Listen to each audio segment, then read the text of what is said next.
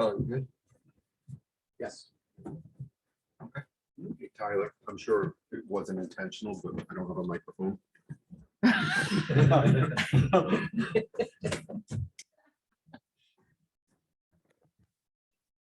But you need. What about you? I don't know, Frank and I could share that. It wasn't too subtle. Right? Wait till next Thursday. All right. Showtime. Good evening, everybody. This is a land use board meeting of the Borough of Allendale. I'm going to read the open public meeting statement. This is a regular meeting of the Allendale Land Use Board at which formal action will be taken on the items listed on the agenda and upon any other matters which may properly come before the Land Use Board.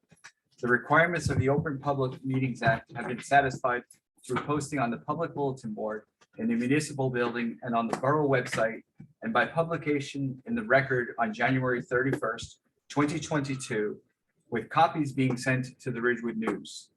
Certain agenda items will be open to the public for comment and or testimony, and the board will advise when the public, when such matters are open for their comment and or testimony.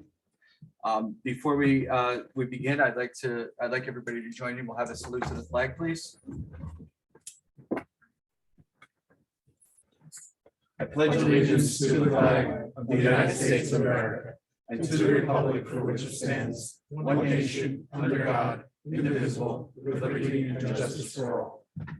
Thank you. Linda, can I have a roll call, please? Sure. Board Member Bergen is absent. Secretary Delavatio. Here. Board Member Davis. Here. Board Member Kistner. Here. Councilwoman Lovasolo. Here. Board Member Yakarino. Here. Vice Chairman Sirico. Here. Mayor Bernstein. Here. Chairman Quinn is absent. Alternate Forbes. Here. Alternate Petrino. Here. Thank you. Thank you.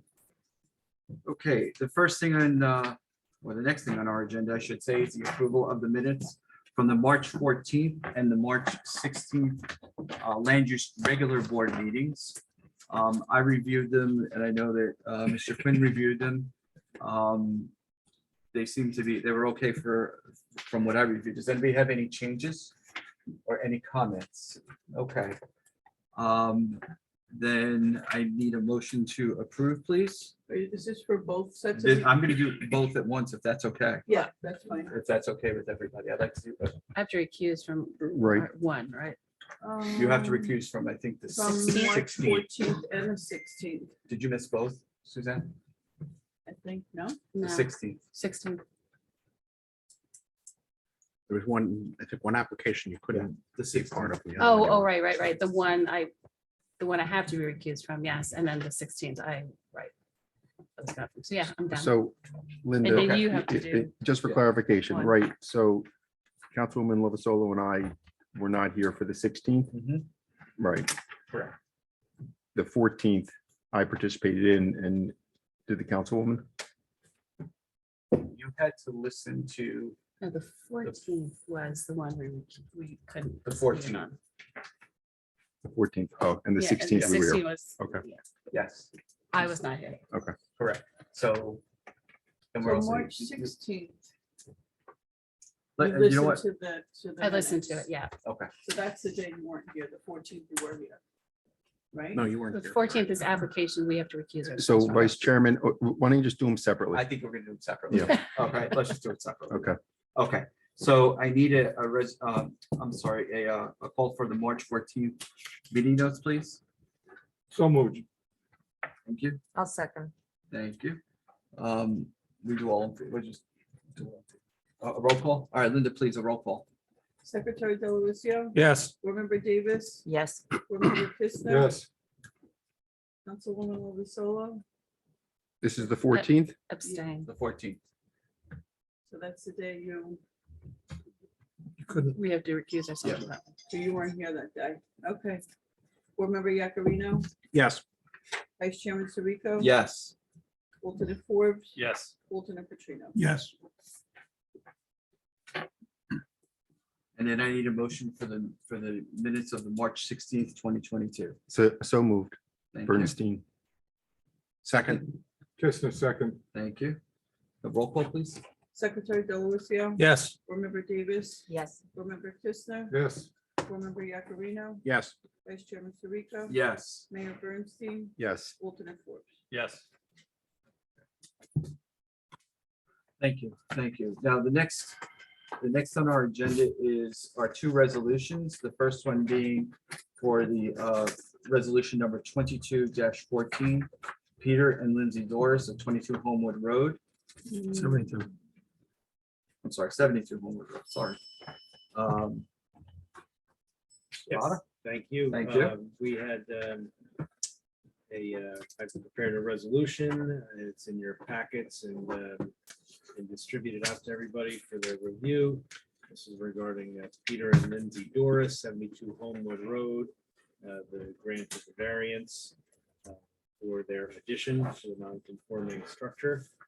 And anyone has any questions? Otherwise, it can be passed. Okay, any questions from the board on the resolution? Okay, offer a motion, please. So moved, Yakarino. Thank you, Second, Kistner. thank you.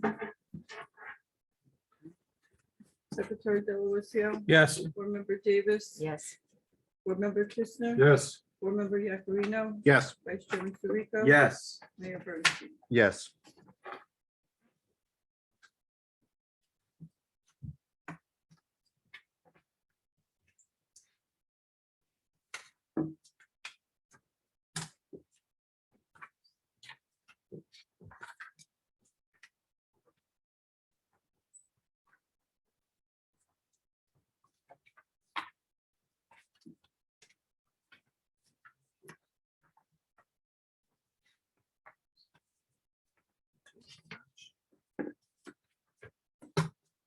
Yes.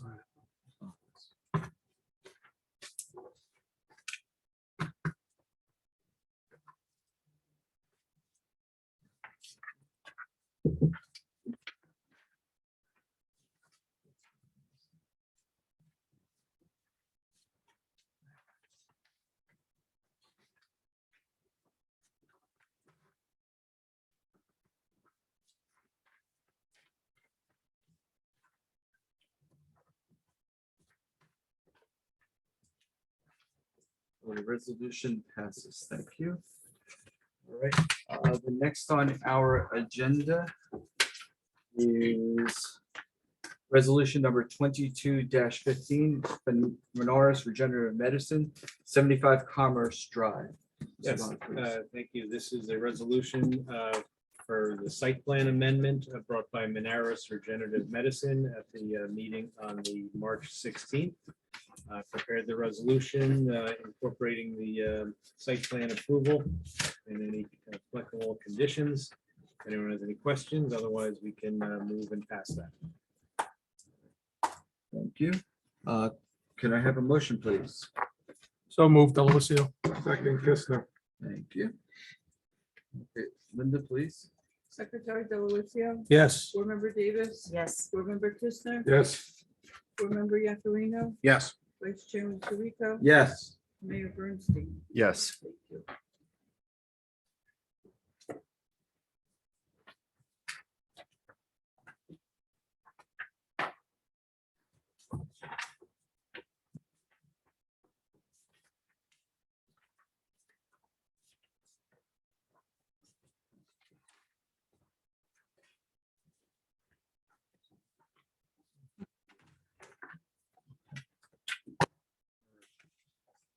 So the next on our agenda is a public hearing, which is a continuance from the March 16th meeting.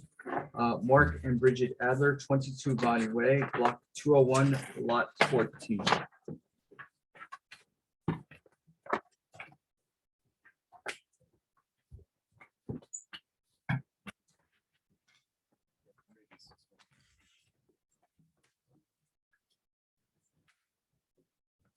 All right, welcome back. Thank you. Welcome back. Um, You've been previously sworn in, so since this is a continuation. We don't need to swear in again. Okay, great. Thank you. Okay. Sorry if I start. Okay. So you've been I'm my gonna guest. dive right Thank you. into it. Thank you. So since we were here since the last meeting, you should have before you an updated set of plans. We have reworked the first floor plan along that left side yard, so that we are now conforming.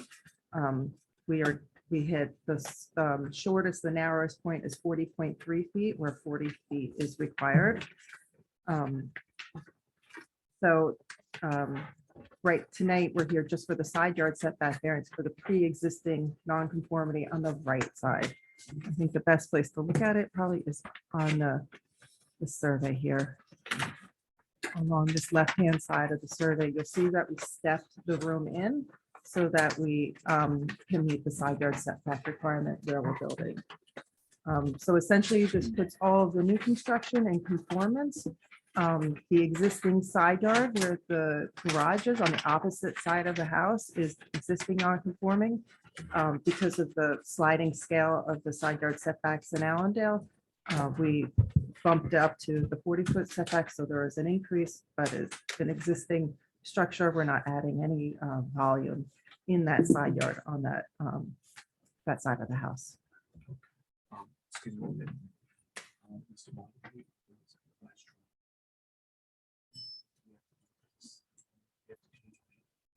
Yeah, we probably should identify that revised drawing. Okay. As an exhibit. So there is a Go back to revised my drawing notes. from Schwanneweed Halls that is dated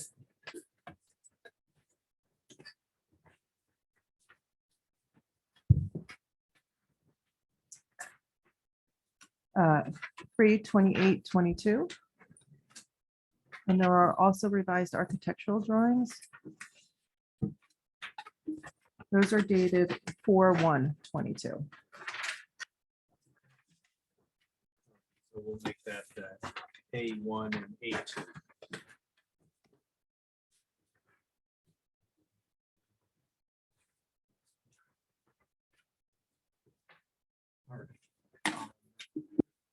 So the left hand, the left is all done. Correct. So we're totally conforms there. We All right. totally conform on that left-hand All side. right, and then on the right side again, that was existing. Correct. Okay. And it's just really part of the, the face of the garage. Understood. You can see it in the, he's got the 40-foot setback there. There's a tiny little bump on that side of the house, but that is within the 40-foot setback. Yes. So all new construction now conforms. It's just the pre-existing non-conforming that and the sliding setback, we're already non-conforming and we become a little more non-conforming with the increased side yard requirement Okay. because of the square footage. However, we're not approaching that floor area ratio. So we are well within the volume that's in keeping with the neighborhood.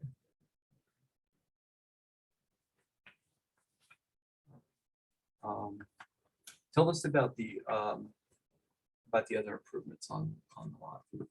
So we have a front porch, and then in the rear, there's a cabana. So it's a storage room, a powder room, a food prep area, and a covered porch at the end of the pool. Very similar to other properties that are on this road further down. We've done similar cabanas further down on this road for other properties.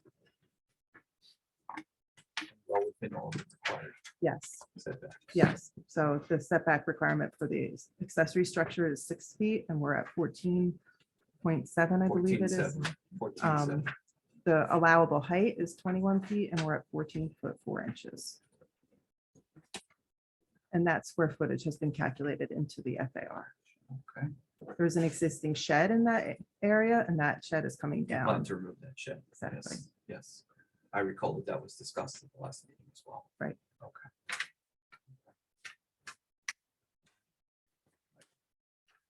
And we had reviewed the original application, prepared a review memo. We also had a chance to review the revised plan. We didn't update our memo.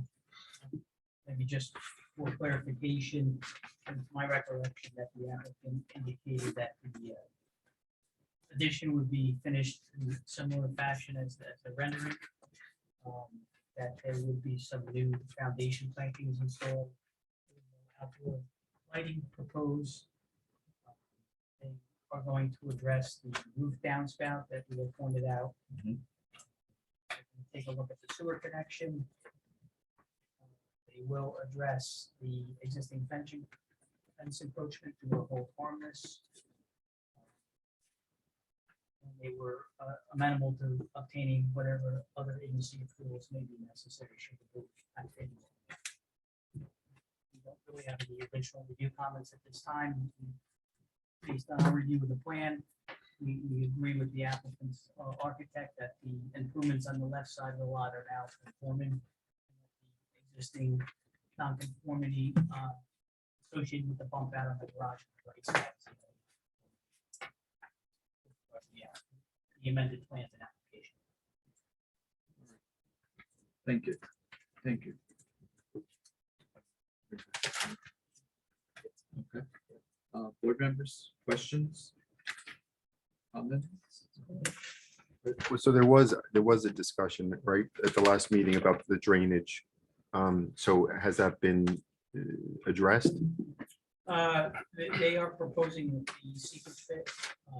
Generally, there's soil testing that's done at the time of construction. Mhm. We get a copy of the test results, and if the applicant's engineer confirms that the results are acceptable, and we agree with that, then they move forward. If it turns out there's an issue with the soil conditions out there, then we have to code an alternate drainage design. I believe that there's adequate room on the property to address the drainage if they run into an issue at the location. And that would be something that would be determined at that time. Yeah, and that's generally done either at the course of construction or when they file for their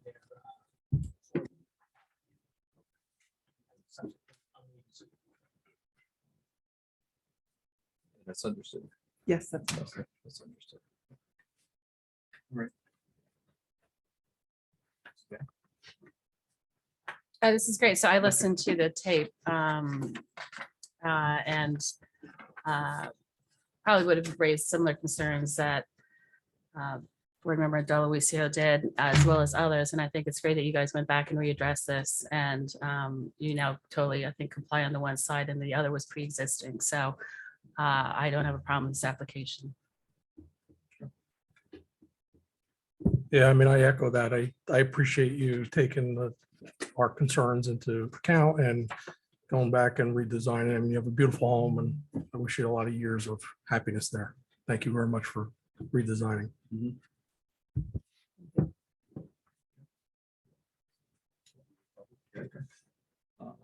I'm going to open it up to the public now for comments, please, on this application. Please, sir. Sir, if you would, that microphone.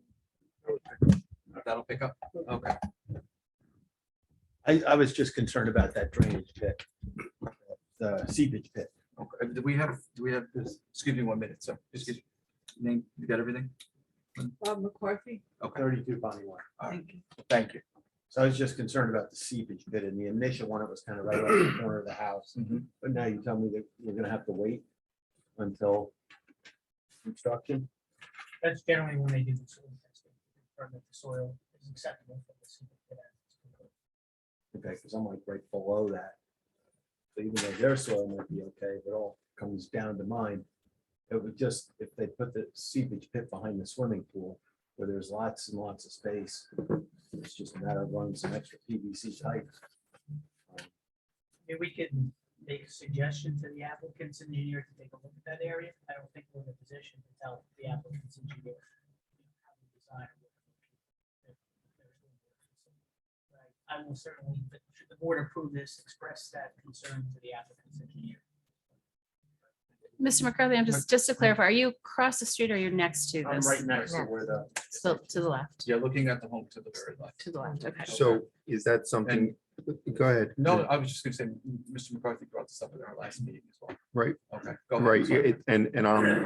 I'm sensitive to it, and so so whether we put it, whether it's in the approval now, or whether it's something that can be addressed later, I just don't want to lose the ability to address that concern. I mean, if Chris is comfortable with it, we can certainly put it in as a condition of the approval resolution that it's suggested that the applicant's engineer attempt to locate the seepage pit as far away from the neighboring property as possible.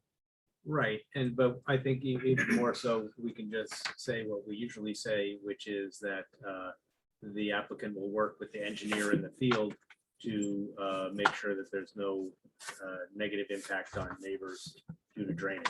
So wherever you decide is best, that's where the applicant will comply.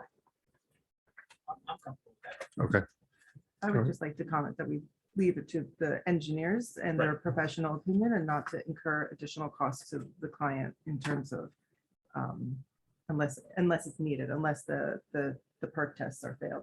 It's very commonly done in the field, and Mike has worked well with all the engineers that we've worked with. I know he's worked with this engineer, so I do trust the engineers in that aspect. So, Yeah, you can. come back up. Come on. But are the perk tests gonna be done on their property or 10 feet away on my property, which There- is already wet? They're generally done at the location. Therein lies the rub. But that's where. That's why the engineer will be there to make sure that there's no negative impact on surrounding properties. Okay. The requirement is to maintain water on your own property within the property, and that's the purpose of the seepage pit. And then as the seepage pit holds the water and as the ground dries out, it slowly lets it out. So it should actually make your situation better if it's in that location, because if they don't put the seepage pit in that location, you're still gonna get the runoff, whereas this is a container that's gonna hold the water and slowly let it into the ground. Well, except it's sliding into the ground right above my property, whereas if put in another 50 feet of PVC pipe, it would be back behind the swimming pool, and any issues would be back in the woods by Crestwood Lake, not on my property. Again, what we do is, we let the engineers figure out the engineering for it, rather than us just speculating as to being non-engineers about it. right. And from a board member's concern, I just wanted to make sure that we would have, the borough would have the ability to address the issue at that time. Then it's on the Yeah. record accordingly. Absolutely. Yep. Yeah, it's the benefit of the whole town to have the applicant's engineer and the borough's engineer. So both will weigh in.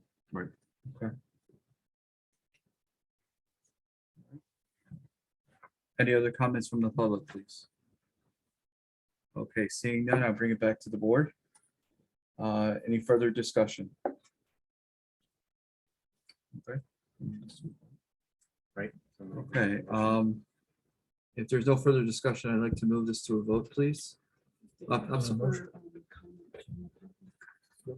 No, I did. Question and comment.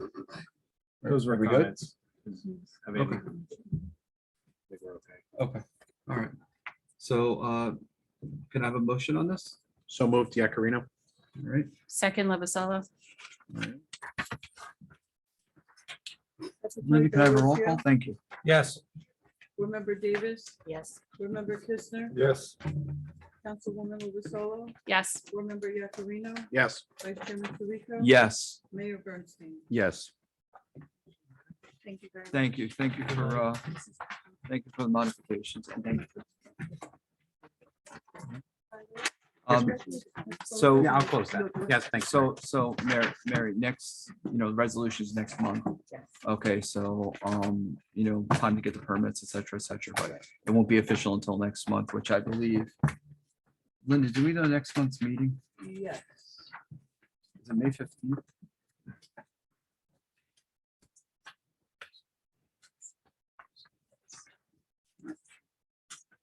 May 18th.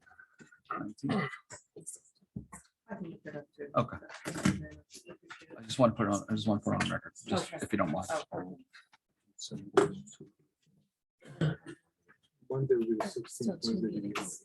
So we would probably, if we don't have a Monday meeting, it'll be the 18th. Figure the 18th, Mary. May Okay, 18th. Oh. yeah, figure the 18th, the Wednesday meeting, our all regular right, that's all. regular Okay. meeting. Okay, thank you. Perfect. Thank you everybody. again. Have a good night. Thank you. All right.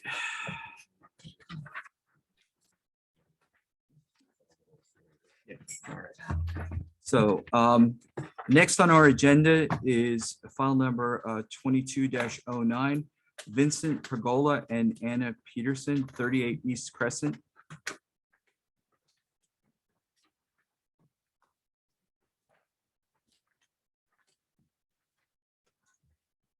Hello, Mr. Whitaker. Evening, Mr. Chairman, How are members you, of the sir? board. Good to see you. You Mr. too. Whitaker, are you going to be using the easel or the electronic? The easel, fine. Okay. Record Bruce Whitaker from the firm McDonald Whitaker representing the applicants. Okay. I'm going to present an overview of our request for variance relief for my clients, and my client testify as well as our engineer. Okay, and for the benefit of the audience, we're looking at a proposal for a two-story addition, adding a carport and expanding the driveway. And just so that we can get started, I have reviewed the notices Thank you. and the public notice that was sent out and the mailings, and they are all in order. So the board has jurisdiction to hear this, and the application is complete and ready to go. Thank you. Thank you. Vincent Picola and Anna Peterson are the owners of this property at 38 East Crescent Avenue in Allendale. It's shown on the tax map as block 511, lot number 7. This property is non-conforming, having a lot area of only 10,817 square feet, where in the zone of the AA zone, as you know, is 26,000 square feet is required. There is a single-family home on the property, and the was built.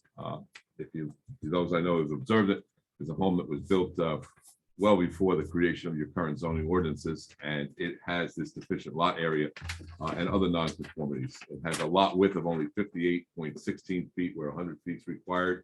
It has a front yard setback of 31.5 feet, where 41.4 feet is required, and a side yard setback of 5.7 feet, where 20 feet is required. What the applicant is proposing to do is to construct a two-story addition to the rear of the existing dwelling unit, and to construct what's referenced on your plan as a carport. I would use a more prevalent term in this area and for this type of house called a porte cochere, which is basically the type of structure that was on these older homes way back when in the horse and buggy days, and then later was a place for automobiles to be parked so that they would have a close proximity to the house and people could get out and get right into the house, recognizing that garages traditionally, a long time back, were detached and built to the far end of the property. The porte cochere, as you know, it would be an open structure. It's 180 square feet. And we will stipulate and put on the record that the porte cochere is for that car that would be parked there. It will never be enclosed. So what you're really looking at, even though there is a setback variance required, is you're basically looking at a roof and columns. You're not looking at solid walls. And so that's a stipulation. There is a current side yard setback now of 5.7 feet. What the applicant is proposing to do is to continue that extension on the northerly line of that existing dwelling unit. So the dwelling unit is skewed on the property. And with this 5.7 foot side yard setback, you see that as we go back, the side yard setback is not exacerbated, but rather it gets expansive to 7.4 feet. And so there is no exacerbation of the pre-existing non-conforming use. The porte cochere would have a side yard setback of 13.5 feet, and then the front yard setback of 25 feet. Again, the open structure. We are seeking the following variances. First, we're seeking a variance to permit the side yard setback to continue at 5.7 feet with 7.4 feet, 7.4 feet, 20 feet is required for the addition. The side yard setback of 13.5 feet to the porte cochere, where 20 feet is required, and the front yard setback of 25 feet to the porte cochere, where 41.4 would be the average as shown on the plan of a front yard setback. Now, we're also seeking a roof height. The roof height, and you'll hear the testimony from our engineer as well as our the owner, for 37.1 feet where 35 feet is required. And this is because of unusual topographic conditions on the property in that it falls away. And so we're trying to maintain the roof line of the structure so that we don't have a structure that would have a drop in the roof line, so that the addition would look like an addition rather than being synthesized and be part of the house itself. Those are the variances that were pulled out by your zoning officer, and that zoning denial is attached to the application itself. Interestingly, for the side yard setback, I think we could all acknowledge that we have a lot that is very deficient in lot area.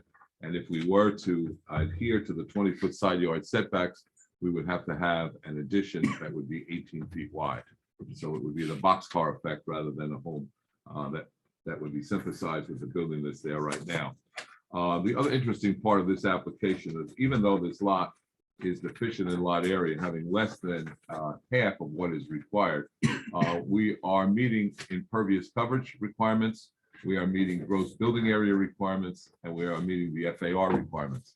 And that's an interesting thing. I've done a lot of applications over the years, and usually we are seeking an impervious coverage request for variance relief, especially when we have a garage to the rear of the property with a very long driveway.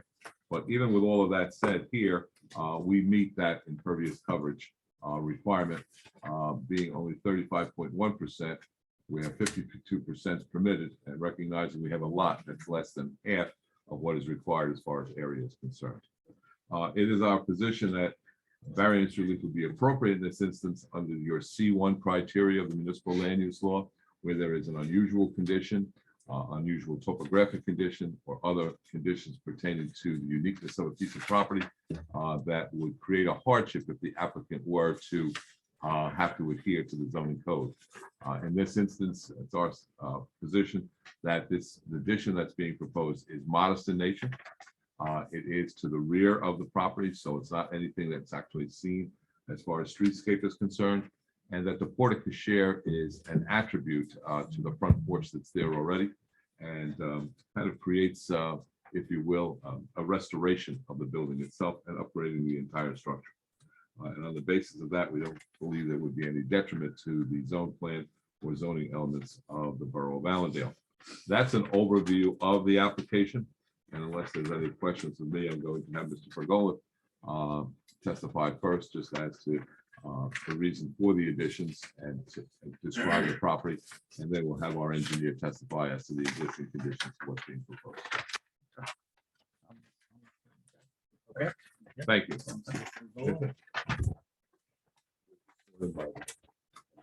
your name and address?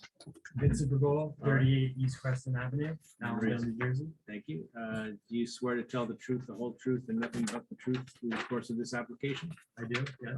Thank you. Proceed. Excuse me. Thank you, wait a Mr. minute. Pergola. Excuse- Mr. Whitaker, hang on one second. Linda, are you picking this up? Okay, all right, thank you. I'm sorry. Okay. Yeah, that's fine. Thank you.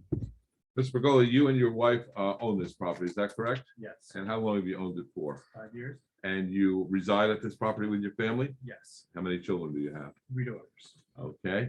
And on the basis of this, can you just describe what your existing home is like and what it is that you're proposing to do? It's 3 bedrooms upstairs with 1 full bath, and then we have a half bath on the main level. Currently has no subfloor, so when you pour glass, it goes into the basement, which isn't fun for 3 little kids. And we're proposing to put on a addition with an extra bedroom, extra bathroom, and more living space.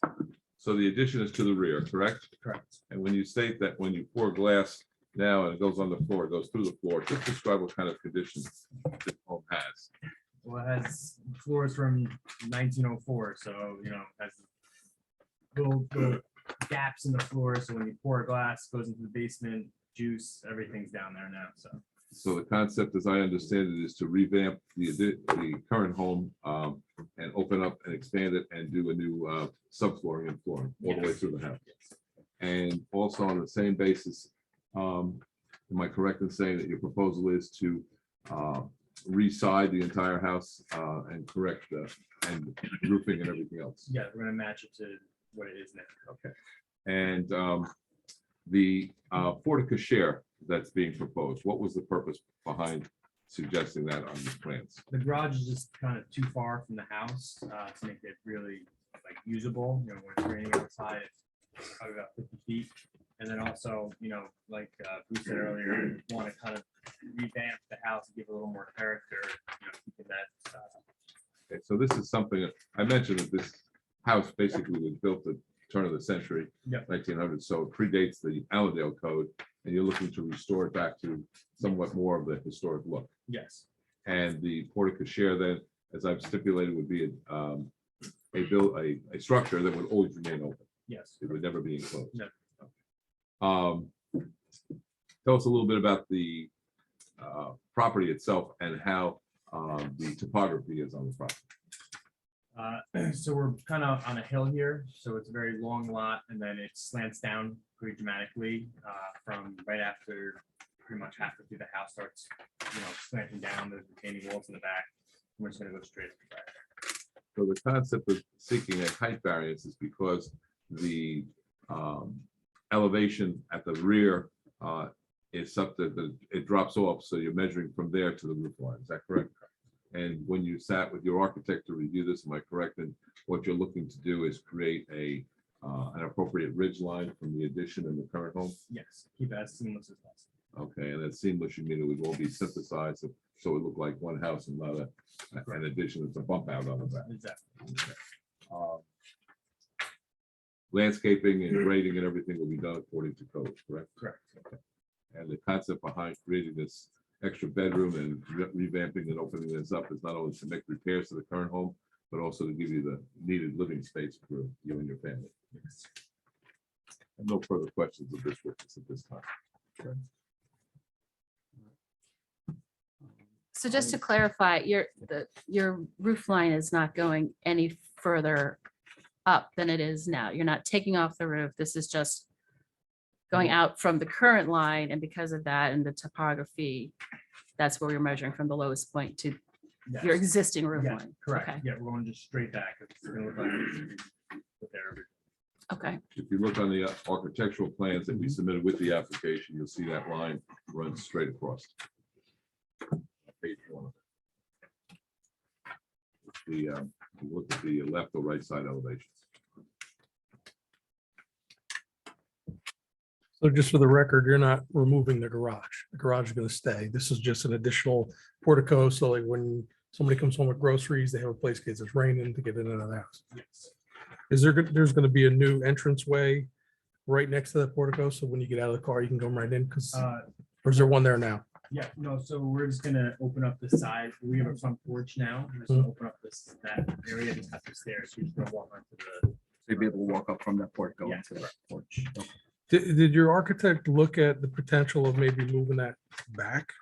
So you could eliminate one of your, So we already have a bump out that was already there. So to move it back, we would have to do something with that. And that's our dining.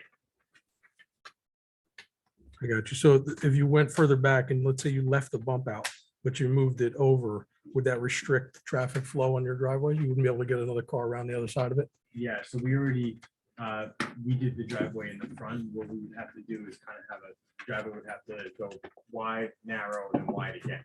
Okay. And it's an open structure that actually is matching up with the open porch Right. Keep it. from the setback. Okay, I just wanted to establish for the record that it's there because can't, if you move it over anymore, it'll block, you won't be able to get around it. Right. Got it. Okay.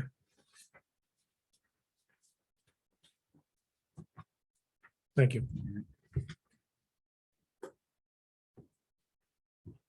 Any other questions from the board?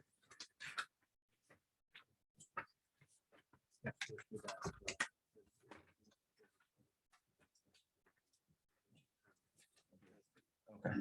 I'm going to open it up to the public. Is there any questions for the applicant, just on his testimony at this particular point?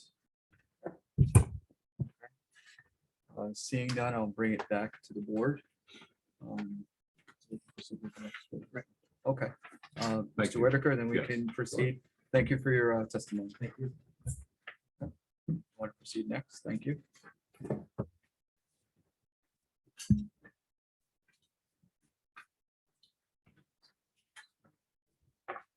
All right, name and address. So Sean, Sean McClellan, McLellan, and 101 West Street in Hillsdale. All right, and you're gonna be testifying on architectural or engineering? Engineering. Okay. Do you swear or affirm to tell the truth, the whole truth, nothing but the truth, in the course of this application? I do. Mr. McClellan, just briefly give your education, professional background. if you will. Sure. I graduated from New Jersey Institute of Technology in 1997 with a Bachelor of Science in Civil Engineering. I've been a licensed engineer in the state of New Jersey since 2004. I took various boards in Bergen, Passaic, Essex, and Morris counties.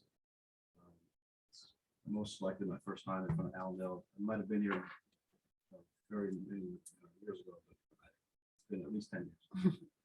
And your testimony before other boards, you've been qualified as an expert witness in civil engineering? Have. Licensed in the state of New Jersey? Correct. And you've been engaged, and what firm are you with? Lancome Firms and Associates? And you are been engaged by the applicant for purposes of preparing the plans that were submitted with this application? I have. I would ask that he be qualified as an expert witness in the field of civil engineering, and as such, be able to render a professional opinion in that field. Yes. Board So accepted. Thank you very much. Well, what I'd like you to do is to take the board through what the existing conditions are, both from a topographic standpoint as well as where the building itself is located. Sure, so it's 38 East Crescent Avenue, lot 7, block 511.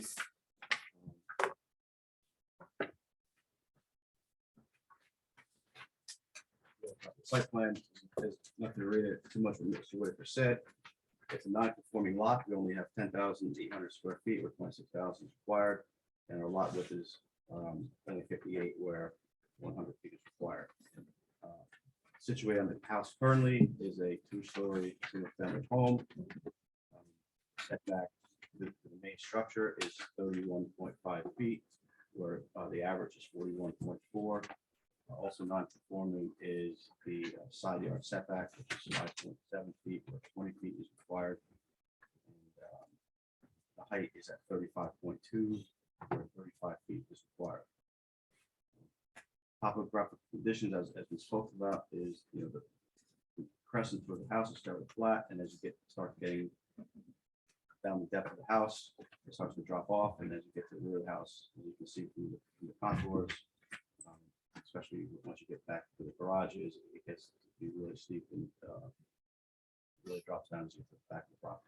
So what is the drop off topographically from the rear of the current dwelling unit to where we are proposing the addition at the southern end of that addition, the rear of that addition? Sure. So the difference in it's about 114 at the existing rear yard of the house, and once we get the back of the addition, it's 112, and that's the need for the height variances. The actual roof peak that exists today is staying the same, but the fact that we have to use the lowest grade and the topography is sloping down, it's about a 2-foot difference. So it actually, just looking at the zoning table, it allows a 2-foot, height variance for raising the house up 2 feet, but that's not true. Just simply that the same peak is staying, and you have the existing grade here, but as the addition goes back and the grade goes back, that point is about 2 feet lower. So that's the reason for the height variance. So when I start to where this addition would be built and annexed to the house itself, that roof ridge would basically be at 35.2, but it's because of the drop off that is the height of the house increases, but the roof line remains the same. That's correct. And you testified about the existing conditions also, and the front yard setback is 31.5 feet to the structure, but what is the setback to the open covered porch? The covered porch is 25.3. Is that what's being proposed for the portico share? Correct. It was designed that the portico share and the covered porch would line up. And it basically, because they're going to be synthesized as like one looking unit plus the front. Correct. And then you have the covered lane that attaches it too, so you can park there and get to the covered porch without getting wet at the train. So in looking at the proposal for the addition, tell me what occurs with the side yard setback to the northern side where it starts at 5.7.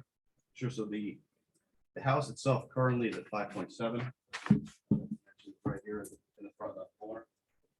As the house goes back to where the addition is going to start, that distance between the addition or the existing back left corner of the house, the side yard is 6.7. As you get back to the back corner of the addition, it's 7.4. And that's because the lot line is skewed slightly. Might be hard to see on the plans, but the lot line is skewed slightly from the house. So that's where we go back, if we can trace this line, further the house would be from the side yard. So the side yard setback that's non-conforming now, the proposal for this addition does not exacerbate that pre-existing non-conforming condition, correct? It does not, right? On the other side of the house, the other side yard setback, that will be conforming, correct? Yeah, so the addition to the side yard line is 23.1 feet or 20 feet required. And as far as the rear yard is concerned, even though this lot is very deficient in its area and the narrowness and everything else, the rear yard far exceeds the requirement for rear yard setback, correct? Right, we're over about 93, where 50 feet is required. In connection with the front yard setback, you testified that the porte cochere would be 25.3 feet from the front, for a front setback, correct? Correct. And as far as that porte cochere, what is it that will be, what's the side yard setback to the porte cochere, and what are you measuring from? That's the back right corner of the porte cochere is 13.5 feet from the side yard. And that is to the column of a porte cochere. Correct. I had stated in my opening, if we had to adhere to the side yard setbacks, that the addition itself would be very narrow. You never want to let a lawyer do math, but if you had to take the 20-foot side yard setbacks, what would the width of an addition be that would be conforming? Sure, so the width is 58 feet and 2 20-foot side yards at approximately 18 feet. In connection with the overall proposal of these plans, can this addition and the porte cochere improvements being made meet all of the required, or the other ordinances in Allendale, including appropriate drainage?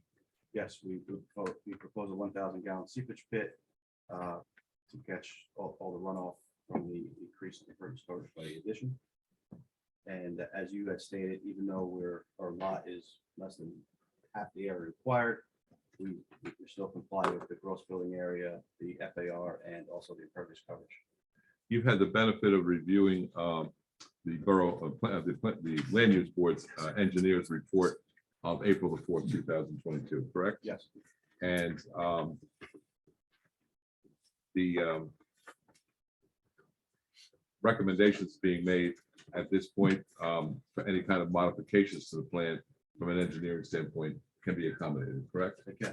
And I will state, I was remiss in doing this earlier, we will stipulate that there is no exterior lighting on the building other than the required lighting that has to come by every doorway, which is a code requirement. And we're stipulating that obviously a tree removal permit would be required if we have trees being removed. And are there any trees being removed? There's 2 small pines, a 5-inch pine and a 7-inch pine. Other than that, all the landscaping is remain. And soil erosion and sediment control measures will be adhered to when building plans are submitted.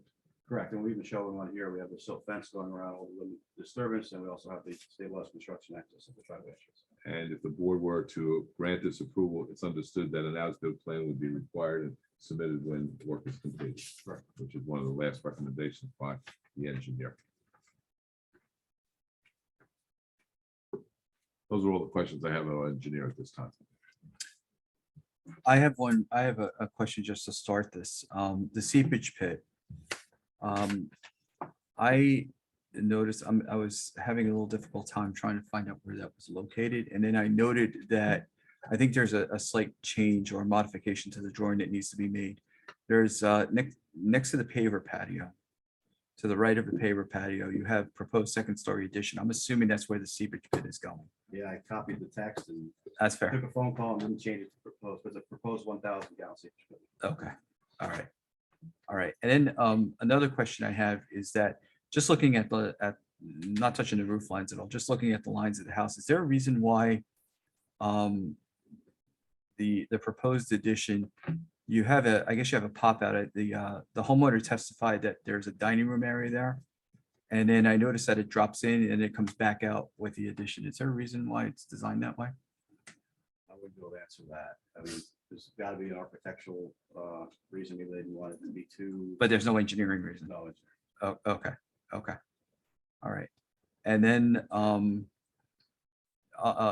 let the engineer and some of the members of the board may have some questions relative to the height, but again, your testimony is looking from the street, everything is just one straight line across. And it only gets into because of the way we're measuring. The existing ridge line today is going to be the highest point of the house post construction.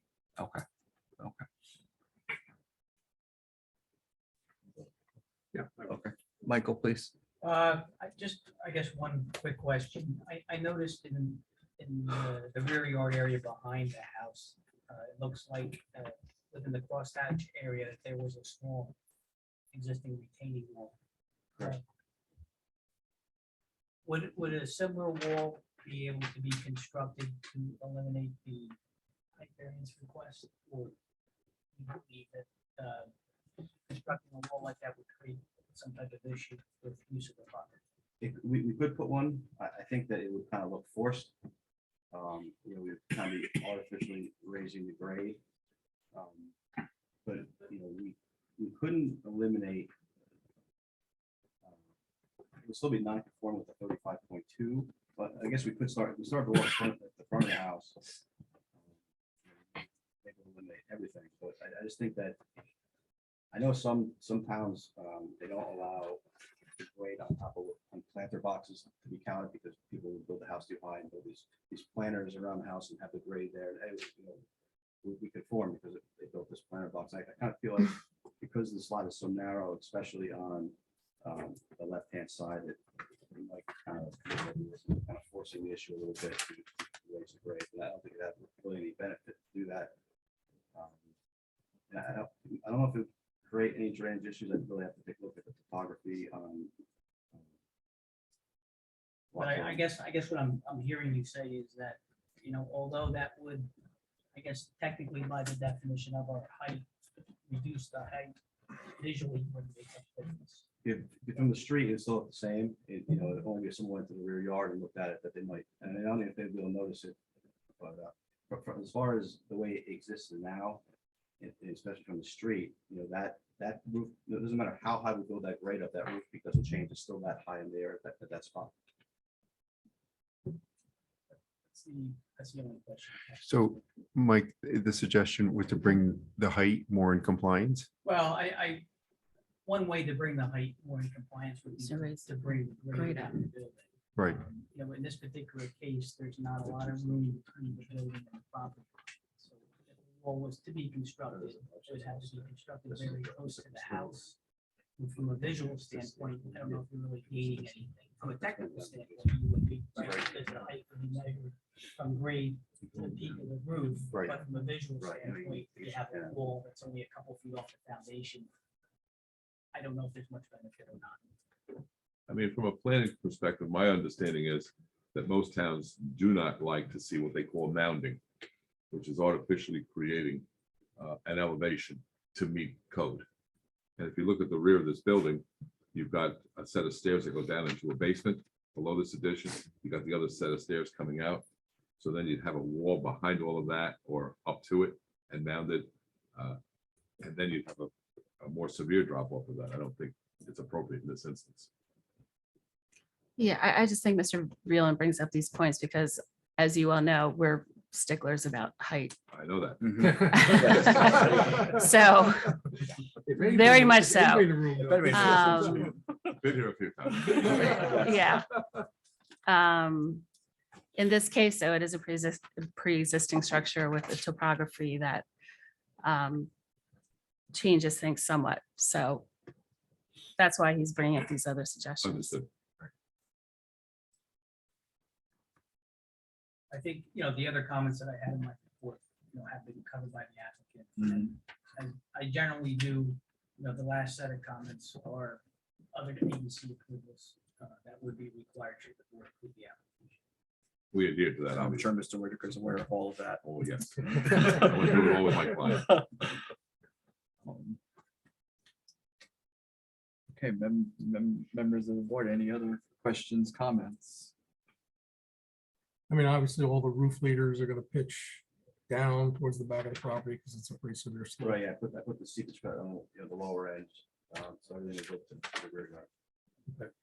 I noticed that there's a pretty good sized tree along that left side that may or may not be your neighbors.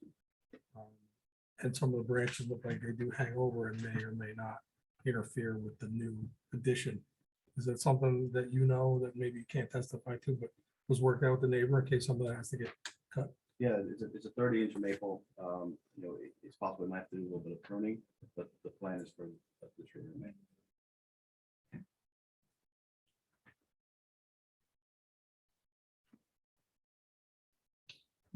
That is another good reason why you don't want to really mess with the grade around that tree. Then you could potentially lose the tree. Not a lot of room there. Any other comments from the board?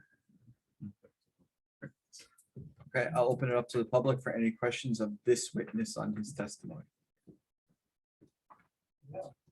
Sir, if you'd care to come up, sir. Could I speak to the neighbors? Just questions relative to this, I believe testimony. we have a neighbor here that will be in support of the application. I don't want to speak for him, but that would be next. That would be next. He asked me earlier when he's supposed to speak. So we'll wait, Yeah, we'll give you. we'll give you an Wait one opportunity. second. Okay. We'll keep an eye on. I promise you will have the opportunity to speak. I promise. Okay. But if there's no questions from the public relative to this witness, I'll pull it back. Okay, Mr. Wicker, we're good. Thank you, sir. This concludes our witness, Do yeah. you have any other witnesses? No, this concludes our presentation. Okay. Okay, comments from the board on this? On anything we've heard? Okay. Open it up to the public. Sir, you are the first one to come up. We are neighbors. Okay, sir, I'm sorry. I need your name and your address, please, for the record, and then please, Robert Norelli, thank you.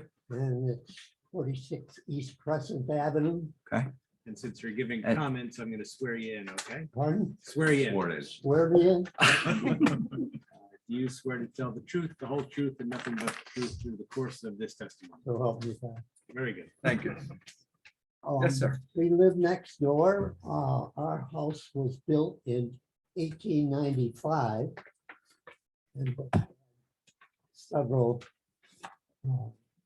additions in that length of time. We've been there for 20 years. And from neighbor's standpoint, it's been a very, very delightful time with the neighbors who are looking to build a larger area for their family, which is a delightful family. I was with IBM for 31 years and owned 12 different houses on the IBM moved kind of thing. And from what I can understand from what's going to happen to the building next to our house, it's no impact to us whatsoever. And the only delightful part of it is the family that lives there right now. So And sir, just for perspective, your home, looking at the home in question, you're to the left or to the right? it's to the north, to the left. To the left, okay. So it's to the left. It's So the one is with the you're deficient standing, Side yard setback. Yeah, the 5'7" sign. as we're standing at the street, the applicant is to the right of this gentleman. Correct. All right, Good, thank you. okay. All right, so you, It's the one house that I call, or where I have found that I cannot find out who owns the property, but it's the ditch that's behind the house. For whatever reason it is, when you ask, no one seems to know who owns that drop off that's behind our houses. Okay. Other than that, it's been delightful 20 years where we are now. okay. We take comments from the neighbors, especially when they're in favor, very seriously. Thank you. This board does and has for many, many years. As far as that piece of property is concerned, I don't know, Michael, if there's anything that you might be able to help on that. I know that that's not necessary for this meeting, but you may want to get in contact with Mr. Vreeland. If you We'll could, look into it. I don't have any answers. fair enough, that's totally fair. Okay, Okay. all right, sir. Thank you very much. Thank you. Thank you. Any other comments from the public, please? Okay, seeing none, I'm bringing it back to the board. Board members, any further comments on this application and any of the testimony, please? Sir? The smile he put on the applicant's face with the residents' comments made the night so far. It was very nice. Yes, yes, yes. Yeah, I think the only comment I have is, I mean, with the irregularity of the lot, and the applicant has taken a lot of effort to kind of keep the roof lines the same, keep the side yards the same. There's really not much they can do. I mean, it's a pretty substantial drop off in the back. It's gonna have a problem with the height regardless. I don't have any major issues. I, just having sat on this board for many years, again, we all share, again, Mr. Whitaker, you are acutely aware of the situations that we always talk about relative to heights, acutely aware of it. However, looking at this on its own and taking into consideration the design and the architectural work and the fact that the applicant and the engineer are saying that the roof line will remain the same, you wouldn't, you're not going to see any difference. There's no step up, step down, etc. I'm okay with the testimony as it's been presented. Any other comments from anybody on the board? Echo your comments, especially thankful for the testimony regarding the height and the drop off in the rear. So definitely satisfies my concerns. Yeah, I think it's truly a hardship situation. You can't do any better with that lot. Space. All right. Can we? 3 girls and 1 bathroom addition. No, no. God bless you. It's a hardship right there. Yeah, that was kind of won me over on that part. That. So that's a hardship. Okay, I'd like to, would somebody like to move this, please, for a vote? So moved, Yakarino. I'll second. Thank you. And then the resolution. I'm sorry, and is there changes? Thank you, sir. No, just the concessions, but the stipulations as stated by the applicant, council and professionals, as well as the compliance with Mr. Breeden's engineering report, paragraph 4. And if I could just have that minor modification on the drawing, so it's properly called. All right. Yeah. So, having said that, let's move to vote, please. Secretary Delaware. Motion, I'm sorry, I need a motion first. I apologize. You did that. Got it, yeah, I had Yeah, Karina and Davis. That's okay. That's okay. All right, let's move to a vote. I'm sorry. Secretary Delaware. Yes. Board Member Davis. Yes. Board Member Kistner. Yes. Councilwoman Lovasolo. Yes. Board Member Yakarino. With pleasure. Vice Chairman Sirico. Absolutely, yes. Mayor Bernstein. Yes. Alternate Forbes. Yes. Alternate Katrina. Yes. Thank you very much. Thank you very much. Resolution, Mr. Whitaker, thanks. May 18. Okay.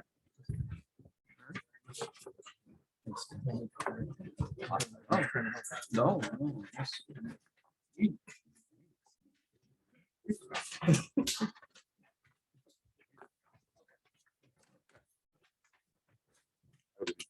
Thank you. Thank you.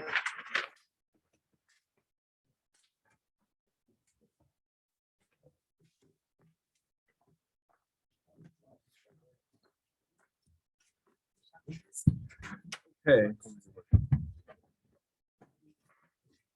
The next on our agenda, please, is number, file number 2022-10. Shoaib, I apologize, I'm going to probably mispronounce your names. I apologize up front. Okay, Shoaib Razaduddin and Shahiza Shaikh. If I said it right, I apologize. Thank you, thank you. 109 East Orchard, block 1901, lot 10. It's a new single-family dwelling with walkout basement, driveway, walkway, rear patio, and a swimming pool with a patio surround. I will start this off with the first set, Mr. Mayor. Thank you, sir. The mayor is going to be recusing since he's within the 200 feet of the property. So he will be stepping down from the dais and not participating in this application. Okay. Sir, Good evening. if you would, please, thank you. I'm Bob Davies, attorney for the applicant. Thank you. I'll have him come on up. Sure. Schweb, it took me a little while. Schweb Razu. Okay. Schweb. Okay. All right, We have I'll to, give you a little oversight, the presentation. Let me just, Oh, we have everything just online? jurisdictionally, I have reviewed the affidavit of publication as well as the mailing of notices to the residents within the 200 feet list. And it is in order. And so the notice, the meeting is properly noticed for this application and the board has jurisdiction. So you are ready to proceed. thank you. Okay, I am now acutely aware from Bruce's presentation that you are sticklers on height. We're proposing a new dwelling. A house built in 1962 has already come down. The new dwelling is going to be 32 feet high. And one of the variances we were asking for is to not put in steel Bilco doors over the back basement stairs because they're ugly. And we are asking for a height variance simply to allow those stairs to be built open, screened, with a low wall, if that's what the board prefers, to keep it out of sight. The height variance is simply because of the basement stairs. We're also proposing a house that is going to be set back further from the side lot lines than the current house that was there. We are proposing 32.5 feet on the driveway side, where it was 30.98 feet. And we are proposing 20.5 feet on the short side, which is opposite the driveway, where currently it's 19.72. Lots conforming except as to area and width. You've got 115 feet where the zone calls for 130 feet. That's one of the reasons why you need side setback variance. And it's a little bit undersized. You are at 22,044, where 26,000 is required. So we're almost 4,000 square feet short. Proposed house is not oversized. It does have enough square footage that the enhanced setbacks do apply. We're asking for a variance because frankly, if we comply with this narrow lot, the house will be oddly shaped. It'll be far too narrow. It'll end up being far too deep. It's not what you want in the new residence at this location. The applicant's also proposing a fully conforming swimming pool at the back, a small patio at the back of the house, and a little walkway that will lead back from the patio to the swimming pool. That's the essence of what we've got here for you. And our client's been in town. He's ready to tell you what it is that they're looking to do in life. Can I just ask a question? So you say there's a height variance, but I'm not seeing that on any of your plans. The height variance is only because of the stairway, but because it is more than 10%, it throws it into a D variance, a use variance. And therefore we are asking, and the special reasons that I'll be asserting are very simply that it is far more attractive to have an open, decently organized stairway leading into the basement instead of having stairs that are covered by the steel doors that would otherwise be required. Mr. Vice Chairman, I hadn't seen that it was a D variance, but since it is a D variance, Councilman Lovasolo should not be participating in the application, as well as Mayor Bernstein, who's already out. I didn't see. I that it was a apologize, D. I didn't catch that either. I thought it was just a I thought it was a standard C height variance. So. Do the cookies have to stay? The She cookies can will leave the stay. cookies. Leave the All right. cannoli. Sorry, no, Unless the board wants to rule that that height difference is not a height variance under your interpretation. I've seen some towns rule that you're measuring from grade to roof ridge, but that's my other thought. that's where. I would defer to Mr. Reland as to I mean, what's there. we had looked at this a number of years ago, the land use subject. Mhm. What the definition of height is in our code and whether that should be changed. And currently, the definition is from the peak of the roof to the lowest point around. Which then puts it at coming out So of it that would door. technically, based on the definition, be from the peak of the roof to the slab at the At the- walkout basement door. Regardless of whether there's going to be a set of stairs and a wall built around that, but it would be measured technically from the sill of that door To the that peak of landing, that landing. and that exceeds to 10%. Yes. Okay, so based upon that interpretation, it is a D variance.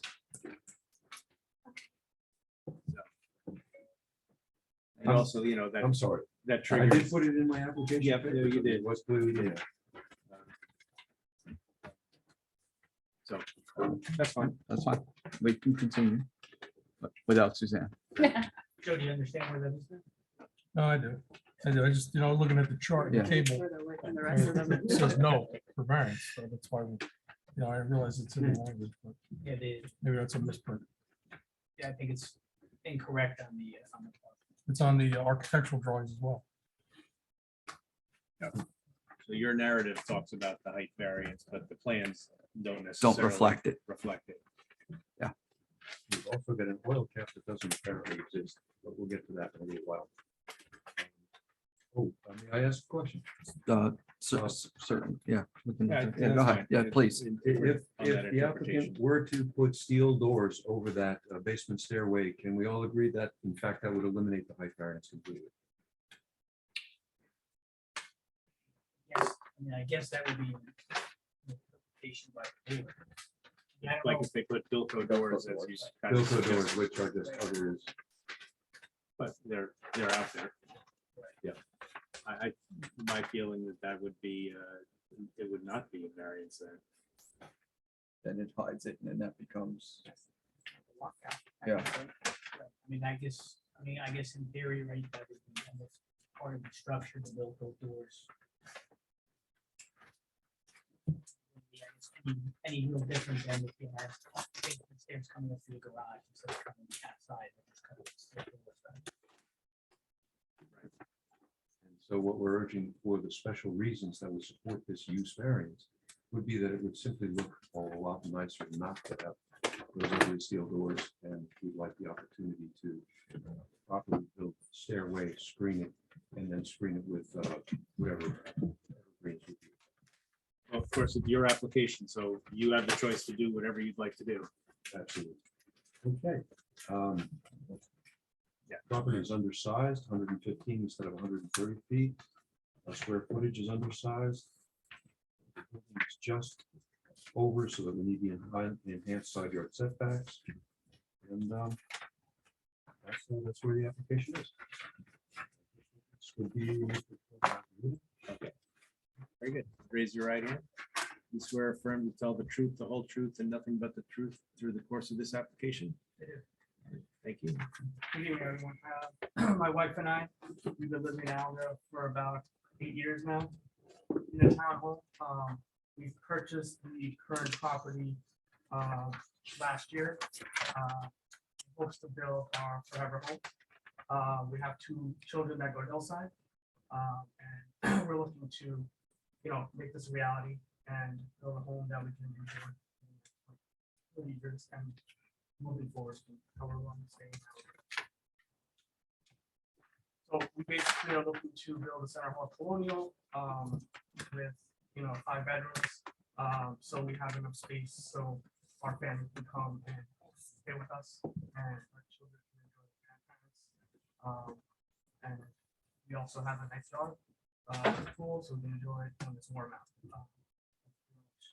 In a nutshell.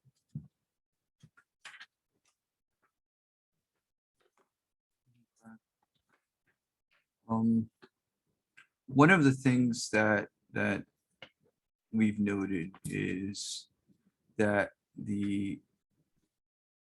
what was there before it's been totally taken away.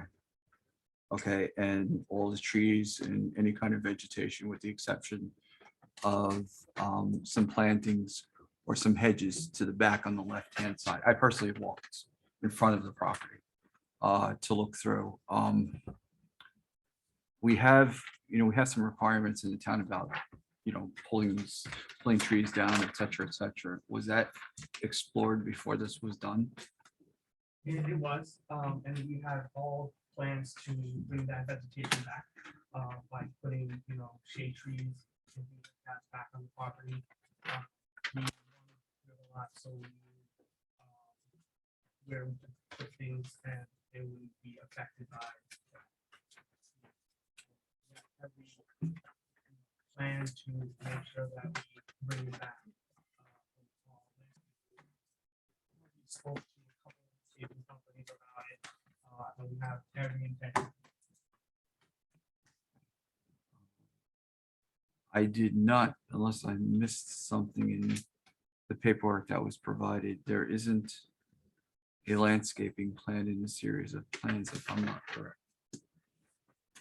So we would need to see, just double check something here. We would need to see that. Okay, There's a landscaping on the current- there's on the front, go ahead, I'm sorry. There is on the. Yeah, on the front one, Yeah, yep. so, but there is gonna be additional, to it as well, given the fact that, we want to conform to those rules as well, to bring back some of the shapes. You guys, we also are proposing a, 6-foot privacy fence. Okay, 6 foot, Correct. which we have a 5 foot around. All right, we can get to that.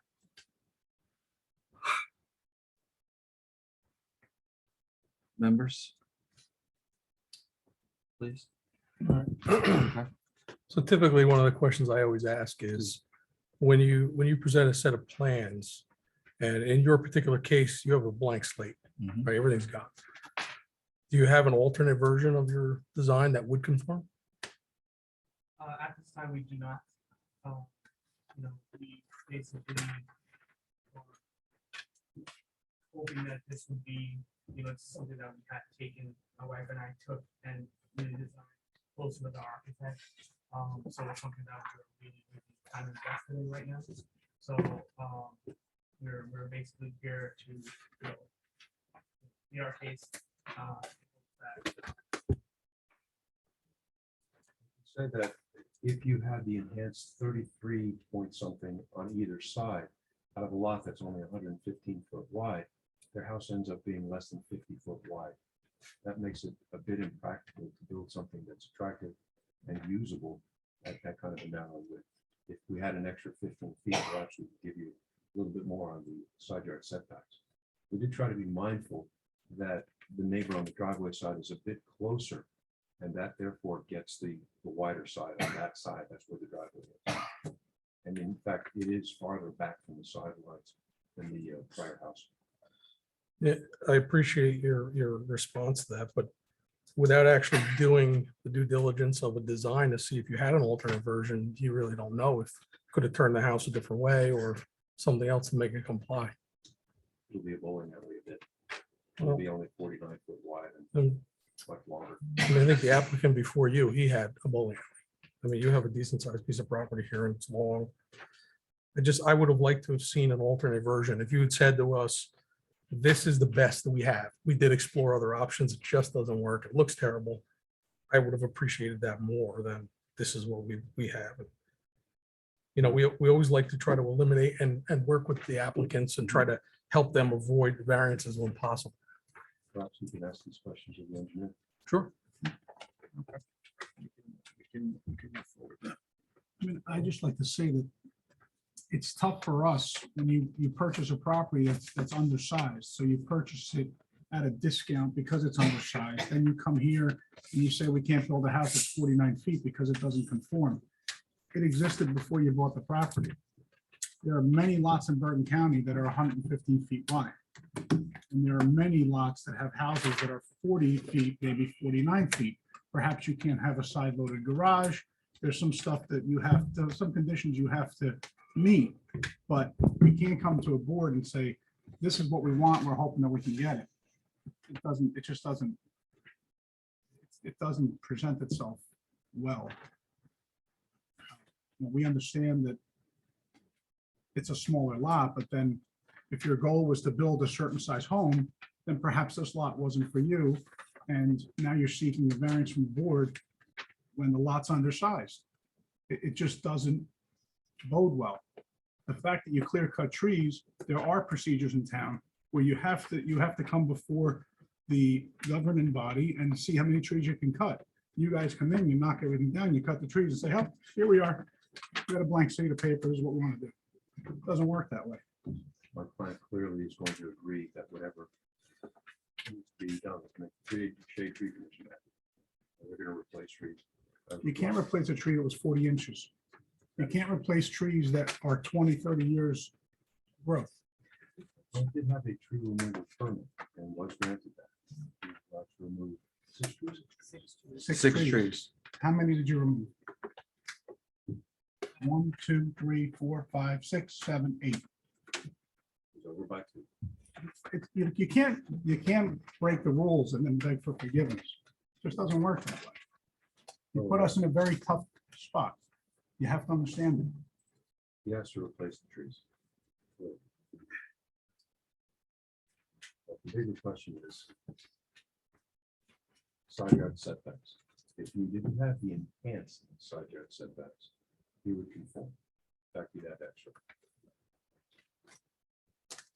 I echo Mr. Delicia's comments. I mean, when you come to the board with a blank slate, it's the opportunity to try to build as close as to conformance as possible. I'm not looking to say, well, this is what it is that we'd like to do. And of course, there's many things that, a lot of applicants, they try and, we look to make those accommodations, but especially when we're in the predicament of this is a clean slate, we try to really stay as close to the side yard setbacks and the ordinance as close as possible.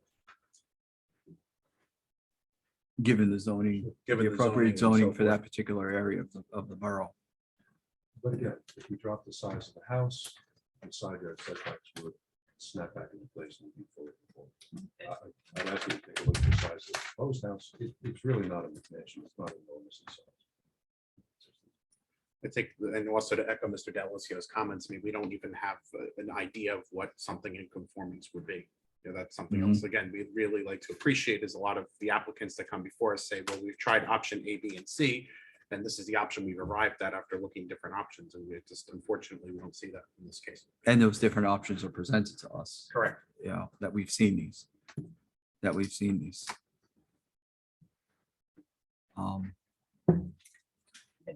mean, Please. I know the board is aware of this, but maybe just for the benefit of the applicant and the applicant's attorney.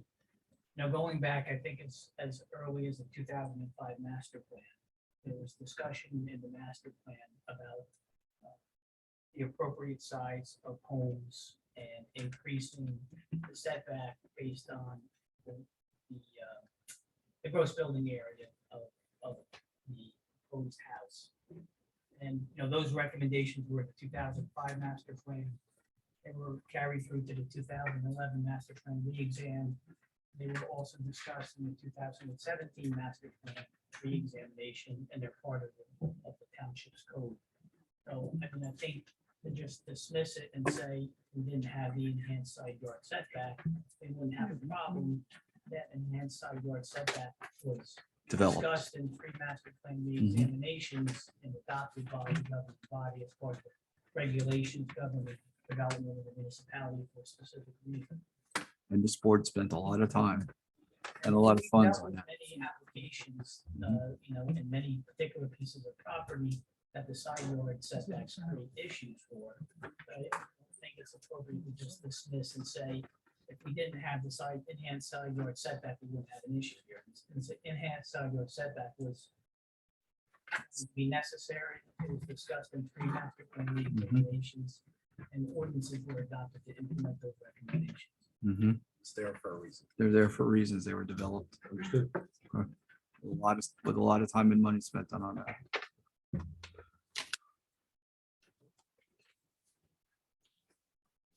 Comments from anybody else on the board?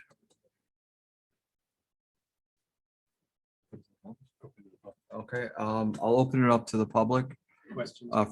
Go ahead, please. Go ahead, counsel. Go ahead. No, questions only for this witness. General comments will be made at a later time. Anybody? Okay, bringing it back to the board. All right, sir, let's, counsel, if you care to move forward with another, Yes, let me call my engineer. please. Okay, thank you.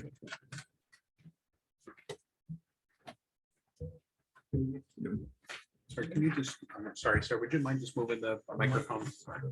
Helpful, thank you. How's that? That's great. Excellent, thank you. Thank you. All right. Name and address. Sure. Thomas G. Stearns III, STEARNS, 144 Jewel Street, Garfield, New Jersey. president of GB Engineering LLC. All right, and do you swear to tell the truth, the whole truth, and nothing but the truth I do. through the course of this application? Yes, I do. Thank you. Thank you. Mr. Charles, if you briefly go through your education and your licenses. Sure. So I have a bachelor's in civil engineering from University of Delaware, a bachelor's in land surveying from NJIT. I'm a licensed engineer and land surveyor in the state of New Jersey. I've been accepted as an expert in engineering before many boards in Bergen, Morris, Hudson, Essex. I've been before this board and accepted as an expert just a few years ago. All right. Can you walk us through the Accepted. application? Okay, we accept. Thank you. Okay, Sorry. okay. Could you walk us through the application? Sure, yes. So this is lot 10, block 1901. This is 109 East Orchard Street in Allendale. We're on the northerly side of East Orchard. This lot in question, so we're in the AA zone where 2,600 feet is required as square footage, 130-foot width is required. This lot has, as with the lot adjacent to us, has a lot width of 115 foot, and our depth is 191.69. That gives us square footage of 22,044 square feet.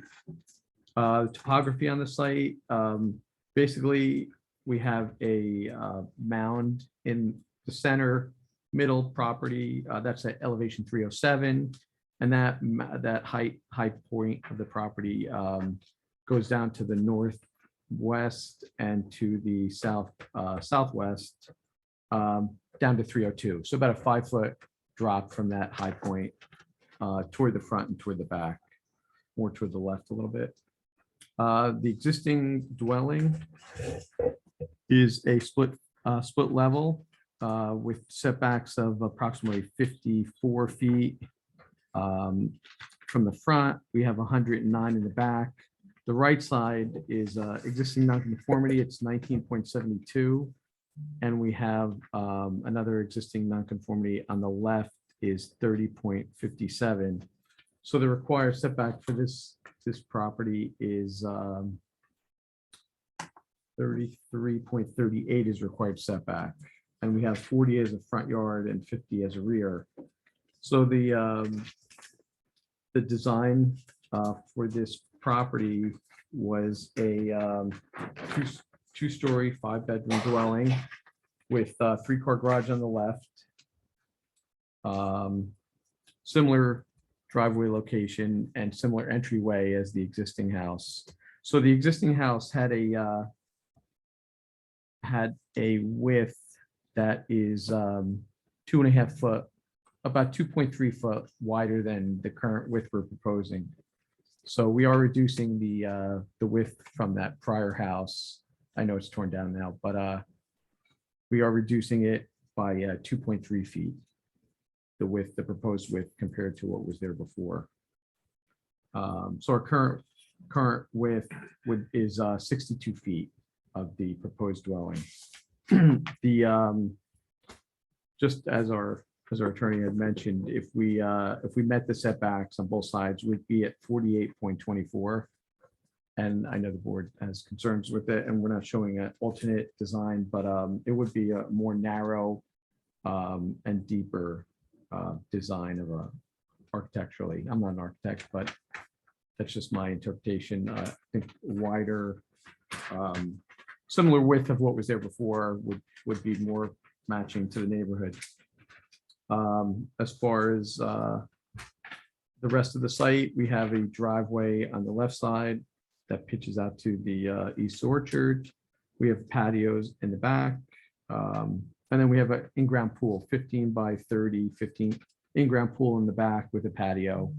So the conforming parts of this, we are conforming with impervious coverage, with floor area ratio, with front and back setback, and then the pool is all conforming as well. As far as runoff goes, currently there's no runoff facility on the site. So we're proposing 2 seepage pits, 2,000-gallon pits. They'll be in the rear of the dwelling. And they're going to capture the entire footprint of the roof runoff from the building and also some of the runoff from the pool. So the pool patio, basically, we're gonna pick up in the pits, as well as the entire footprint of the dwelling. So we go over and above the RSIS and we store the entire footprint of the dwelling. So comparing existing to proposed, currently the existing driveway runs out to East Orchard and same with our driveway.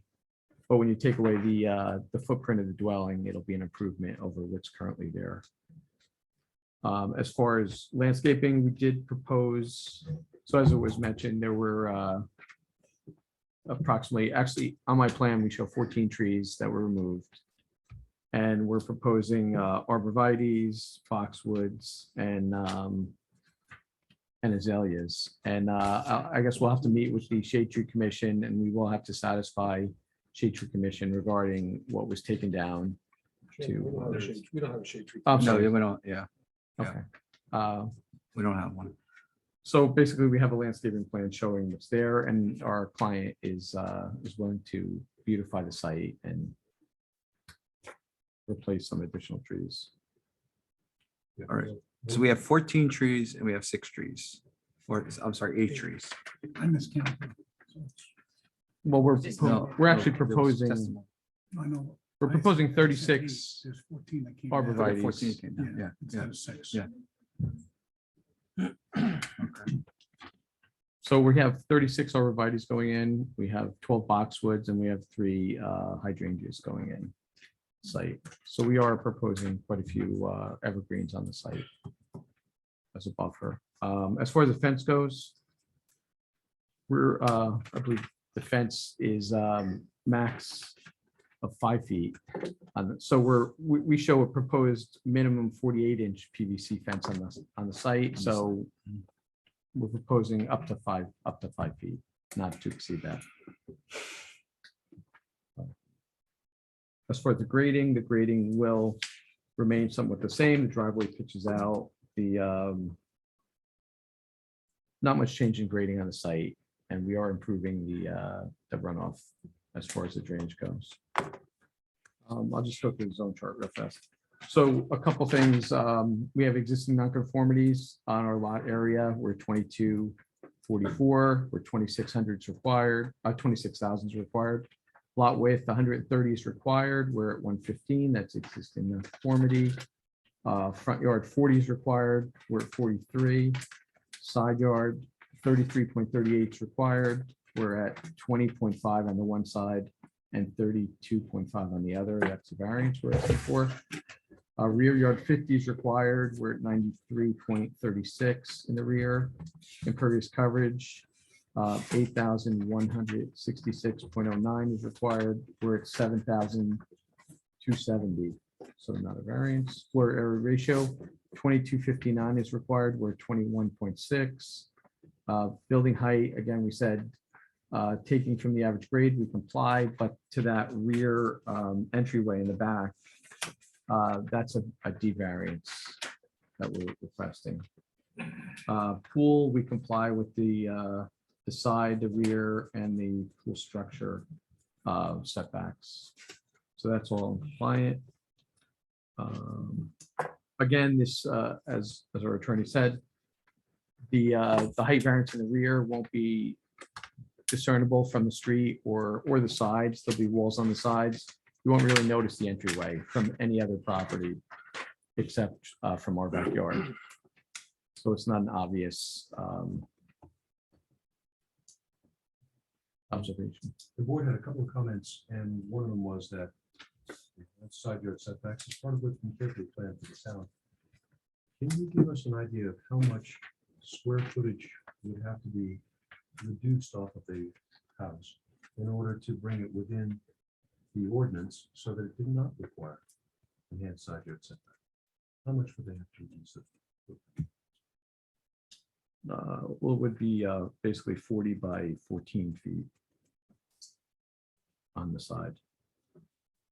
Lawyers don't do math that quickly. They're not bad at it. I could do it. You would probably add that to the rear of the building, though. So, So that's 560 square feet. 160 square feet over, so that the that's setbacks in the plot. Are you able to give an opinion whether you could design a house that would in fact comply with the enhanced 33 point, I forget the exact number, setback on the side? I'm not an architect, so I would not venture to. It would have to be a deeper house.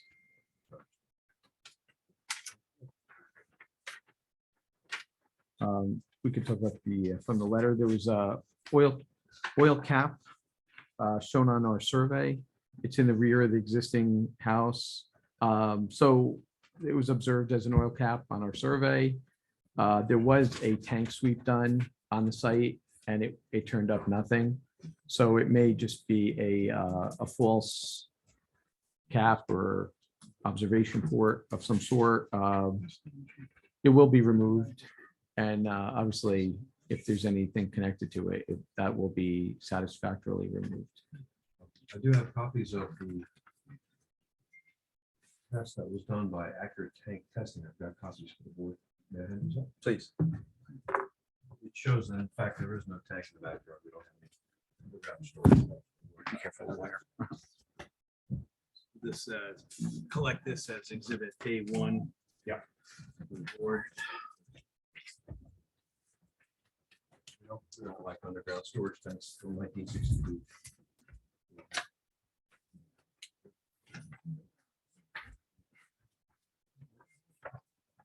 Michael, you need one? Hold on, I'll get it. All right.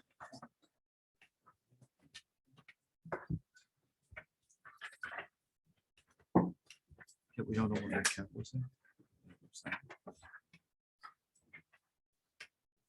All right, at least we don't have that to worry about. Trees. Side yard setbacks and trees are not the same thing. Obviously, my plan would need to provide whatever remediation is necessary and put in whatever the town is looking for to replace the trees that were removed. The real question from this board is whether those side yard setbacks as proposed make sense in view of the proportions of the house proposed and the size of the house for the size of the lot. What makes sense? And yes, you're quite right. The previous dwelling is gone. He could have gone straight up over the other existing foundation if it hadn't been removed, and you would have had less in the way of setbacks, but we've got to finish that. But that is the question. Is the proportion correct? Is the size of the house correct? Can you give a variance to allow a 30-foot and 19-point, whatever it is, on the other side for this structure? Does it make sense for this lot of this size and this lot? If you do in fact require compliance, he has two choices. He's going to shave off 560 square feet to avoid the enhanced setbacks. Or he's going to have to design something that's significantly narrower than I would submit to you would be not an attractive look for the house. So they should go by far too. So before you move on, as far as drainage goes, you have your two seepage pits in the middle. Everything is sloping towards that far left corner in the back. I mean, that's the natural flow, obviously. What enhancements do you plan to do to potentially try to alleviate some of that? I mean, obviously it's sloping that way, but Right. is there anything you can do to limit? Taking away the footprint of the dwelling does do that, because that water that used to run that way through splash blocks doesn't now. So it will be a reduction. There is that existing tree row on that side of the property too, that intercepts and absorbs water along that property line. So I believe it'll be an improvement based on what we have done.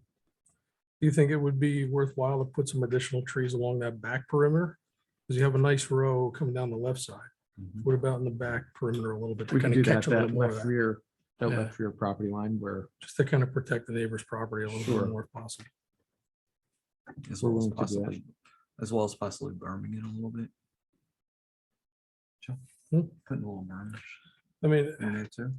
I mean, it's dropping, as soon as it gets over It's the dropping, property line, yeah. it's dropping It's again. dropping. I don't. I mean, I would defer And, to Mike, but I wouldn't expect them to put up a berm or make a perimeter. No, but don't forget what's back down. There's another pool back there on that side. Michael, thoughts on that? I mean, there's no drainage out there now. Mm-hmm. They are increasing the impervious coverage. Testimony is that they're gonna collect all the runoff from the roof and contain it on the property. So, you know, if it's designed correctly, the soil conditions are conducive to doing that. I think at the end of the day, there'll be less runoff than this out there. I mean, what I don't know is, how this proposal fits in with the rest of the neighborhood with regard to size, setbacks. Or, if this is a typical lot for that neighborhood. Lot for that neighborhood. Is there a development pattern that's been established out there, and now they're asking to deviate from that pattern? Without really any planning testimony that we haven't heard from the engineer, the owner, and from the attorney, the board may be at a disadvantage to try to render an informed decision on a planning issue. Without having any knowledge of, the rest of the neighborhood, only what they're proposing here on this one sheet of paper. Mr. Chairman, I do have this. My engineer did, and this should have been included in the package. I don't know if it was. It's for all the adjacent structures, as well as he's just not informing, he'll be able to testify that the footprints of the adjoining structures are also accurately laid out on that. That would be A2.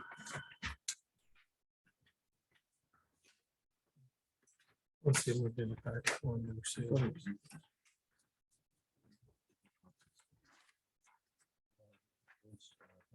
the accuracy. Okay, so this is basically a tax map plotting of the adjacent properties, and we spotted the adjacent dwellings on there. And we have the closest setbacks to those dwellings. Just from lot size perspective, you could see, looks like the lot to the east is the larger lot. That's got a 258 foot width on it. Every other lot, basically, except with the exception for the one directly across the street, we have several lots adjacent to the left of us that are, actually, we have looks like our lot was subdivided to match the one to the left of us. We have a 115-foot lot to the west. And then we have another 100-foot lot further west. Then behind us, we have several lots that are 80 feet in width. We have 96 feet, 86, and 85 on the street, on Arcadia behind us. And then across the street, we have 150 directly across the street. We have 159 to the southeast. But then we have a 78 and 100 and another 100 to the southwest of us. Mr. Sturz, I also see outlines which look like outlines of the adjacent dwellings. Is that what they are? That's correct, yes. How did you plot those onto the plan? So basically from Google, we got the sizes of those adjacent dwellings. And are the distances as measured out on that plan from the property in question to the adjoining residences, are those accurate? They're fairly accurate, yes. So it looks like the dwellings, basically, with the exception of the dwelling to the west of us, which is to the left, the other dwellings will be more conforming to what we're proposing there. The dwelling to the left was what was there before, essentially.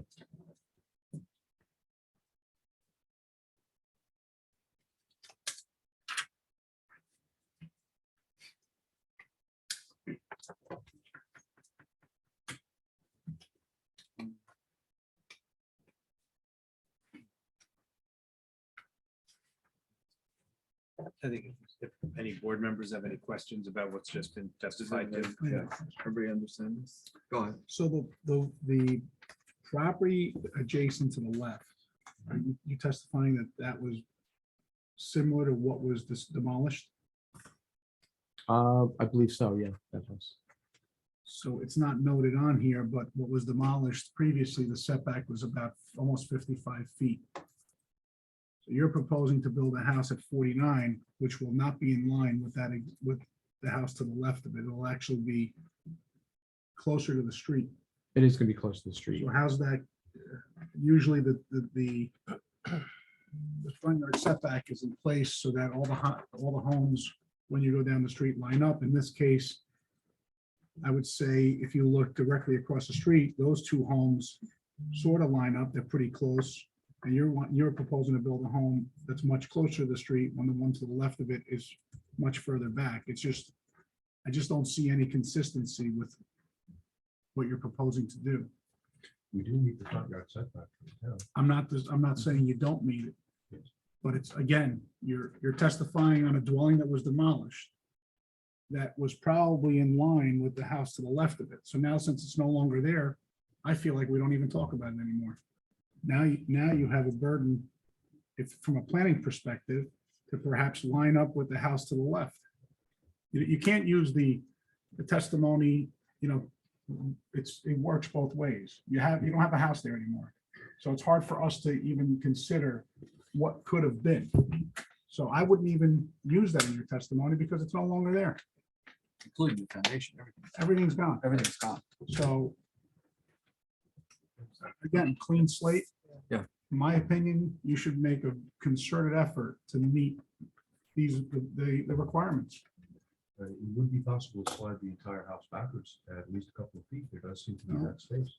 Would It's that also be accurate, possible Mr. Stern? to meet the Yes, side and yards. meet the side yards. Because there's homes in this town that have two side yards, because they're on a corner, on much bigger properties that meet those requirements. And although possibly the residents wanted to make them larger, they didn't. They had to make them narrower and longer. You deal with what you have. Corner lots So- are very difficult, yes. Yeah, so You this have is two not a front corner yards and lot. no backyard. So I don't know that you guys have made enough of an effort to, at least with this, what you put before us. Would the board be inclined to have my client give a couple of alternatives showing what I believe will be a disproportionately narrow house, which would conform to the 33-foot setbacks? I mean, I would like to see that. And that's something we've asked in the past of other applicants. They can go back to the drawing board, take a look at it, see if there's a redesign. I mean, even if you move the 3-car garage, you're going to gain over 20 feet. And just for clarification, it's only a 33-foot setback because of the size of the house that they're proposing. So obviously, a different size house would generate a different side yard setback. Correct. Right, as my engineer testified, they need to take 560 square feet off the house in order to be able to reduce the side yard setback requirement. It's a Or shift it. significant amount of space. Or shift it. Or shift it. Or shift it. If we put the garage, rear yard loading garage, that would be not so terrific. And I don't think the town really loves front-facing garages either, once you look at from the street. It is more attractive if you look at the side of the garage. I would agree with you, but without having anything in front of us, it's kind of hard to make that argument. We can imagine, but You certainly don't want a rear yard loading garage. That's No. So let me ask also in regard to the height variance you wanted. I would understood at first that you had an existing walkout with the built-in doors, but that's all demolished anyway. Nope. Yeah, This is a proposal to avoid built-in doors because. You're building all new anyway, so you don't even have to have the walkout. It wasn't an existing condition. Correct. Right, as my client will testify, he's got a couple of small kids and a swimming pool in the backyard. A way to get into the basement for little wet people coming out of the swimming pool would be kind of helpful sometimes, as well as making it just a lot easier to get in and out of the basement. Make a lot more useful. But then it hurts on the More about the height height. So performance. I mean, if that option is eliminated, that eliminates one of the needed requests of variance that you're looking for. Put in built doors, yes. I just wanted to be clear on that. At first, when you said the built doors, I was thinking you had left them there and that was still there. Okay. But in building this brand new house, pretty much one of the last things my client wants to do is put steel doors at the back of the house. They just look terrible. That's all. But it helps the height variance. It removes the height variance. And that's why we're asking for a C2 flex. We are giving you something better. So it's a use variance, but we're giving you something better and more attractive than conforming and putting steel doors in. Even if they're painted as unobtrusively as possible, they're still going to be great looking. This board has a reputation and takes pride in working with homeowners and developers in trying to make things work.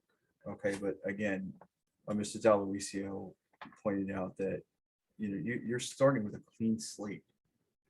Okay, everything that was there is gone. So I think you're hearing a lot of questions, and we haven't even called the public up for any comments yet. So you're hearing a lot of questions here, and a lot of them really, wondering where this could go. And on top of it, you're not giving us, there's not options. Okay, I mean, this board has been presented options multiple times, other than just, this is what we want to do, and we need this hardship, et cetera, et cetera. And I'm not seeing an option here, or something that we could choose from, or guide. I guess provide guidance might be the better way to say it. I'd like to see some other, to Mr. Delario's comments, I'd like to see some other options that, hey, what would it be if you were to conform? We did submit. I think this was in the package that was submitted. That was. So you could get an idea of what the proposed dwelling would look like. Again, Of what it was. There's a photo here of what it was as well. Yeah. Okay. We got what it was. I got my plans here. But does the rendering, Mr. Razayudin, show what the house is going to look like? And did you take that picture of the old house before it was demolished? Sure. And so that at least you give you some idea of what is proposed. Again, it's not an overly large mansion.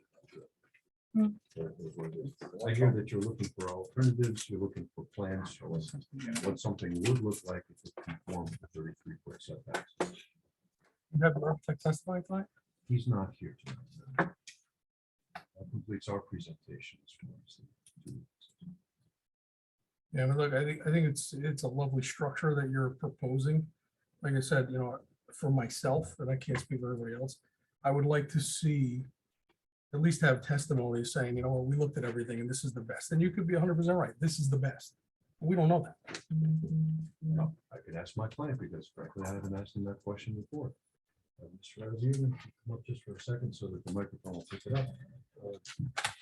You, the architect and the engineer, work on other alternatives that would be narrower and meet the setbacks. Well, we basically All right. attempted. Wait, time out. Hang on a second. I'm Yeah, sorry. Go I ahead, just, please. Counsel. I think Mr. Stearns, we have to kind of, before you bring your client back in, he has to I'm be sorry, opened yeah, up to the of course, public. Yeah, and to the- just to testify or to have questions against. Sure. So, Just if there are any questions from the public, and since he hasn't been open to the public yet on this. I hope let's keep it kind of sequentially so that we Sorry. keep it clearer. all right, so we've done board questions already. Right. All right, so now I'm going to move to the public. Yes. Okay, so now I'd like to open up to the public questions of the engineer, of his testimony or anything else directed just to the testimony that you just heard. If you'd like to come up, please. Hi, how you doing? Come- I'm Joe Licata. Sir, please come up, because the microphone has to pick you up, and your name and your address, please. 90 Arcadia.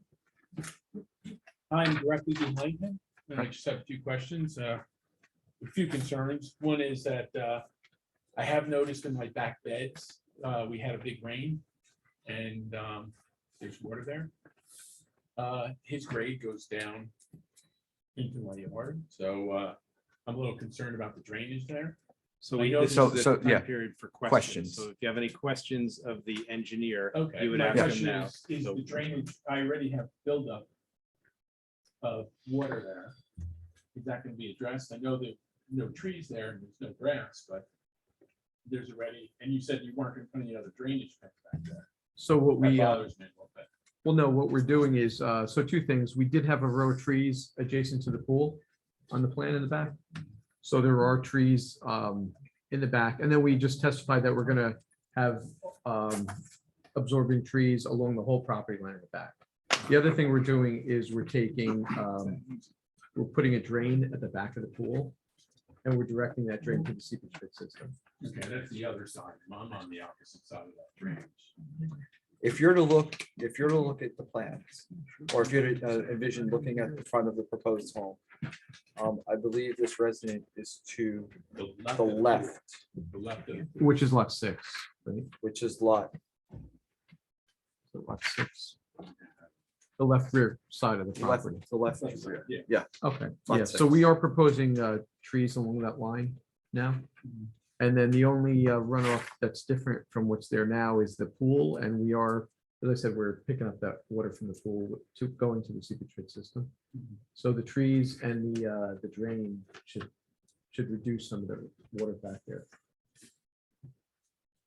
And then the deck and everything is not too close to the property line of the pool? Isn't that still one structure, the pool? Drainage off of there and everything, isn't that one structure? Is that too close to the property line? We're complying with the setbacks of the pool and this. And the deck? And the deck, yes. And then the last question was, as far as the fence and everything, you said proposed 6 feet, you said? No, the applicant said that. We have 4 foot on our plan. We're gonna go with a 5-foot fence. That's allowable. Okay, and is the fence gonna be similar all the way around, or is it by the time they're done with the house, we're just gonna put another fence in the back? 'Cause No, that's- it'll be, my house is right there. it'll be a consistent fence around the whole property. Sure. Michael, I have a We also have a note, just to let you know, we have a note on our plan that the drainage runoff from the site cannot affect adjacent properties, and the owner will have to take care of that if that becomes an issue. Michael, I have a question. In the case of the pool, when we consider the pool and how far off the property line it has to be, do we consider the pool with the surrounds or just the pool? I'm sorry, I did not research this before this meeting. I mean, it's my understanding, and I don't review rules generally for compliance with the zoning requirements. Mhm. Usually they'll apply for a zoning permit, then the zoning official will review that and issue a permit or not. That's my understanding. They've been reviewed in the past, it's the distance to the basically the water surface of the pool to the ground.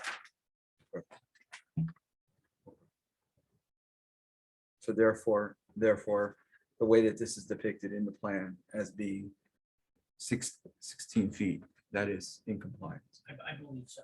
Okay.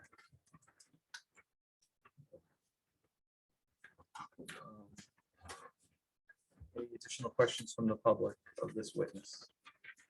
Okay, seeing none, I'll bring it back. Okay. Any further questions of anybody on the board for this witness?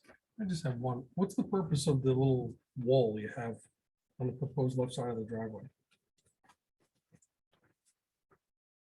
Just to make the grade work with the adjacent property. It's not a high wall. It just so we could plant the arbor there, and so it's a slight grade change. We don't have room over there to grade it, so the wall will take care of that. What type of walls are gonna be? Because I want some details. A keystone type wall. Oh, we do have a gravity, there you keystone go. gravity wall. Yes, Sorry, I missed it. no problem. About a foot high, a little less. It varies, so we have, yeah, about a foot high, max. Actually, the left rear is about 2 feet.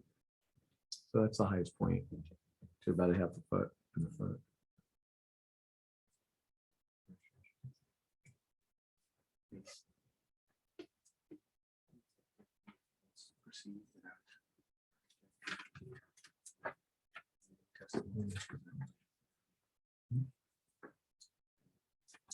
It's up to them if they want to proceed or determination.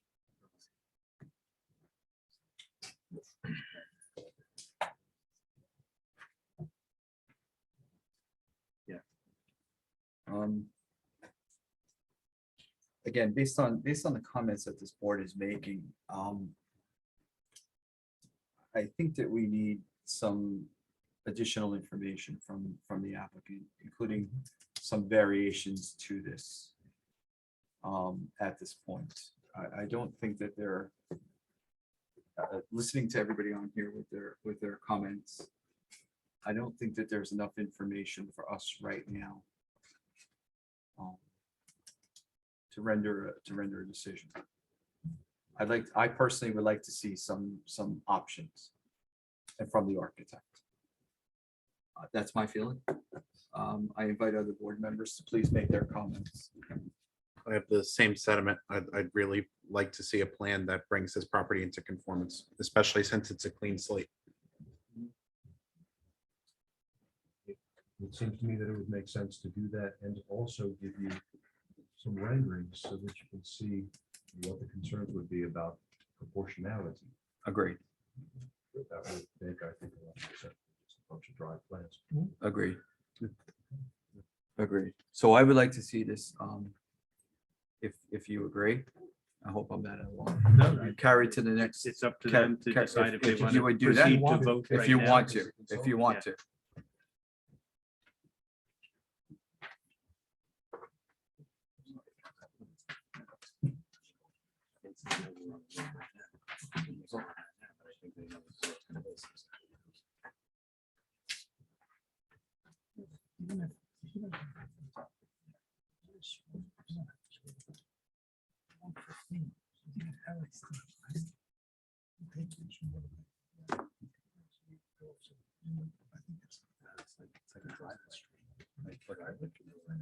It's right now. What's the question?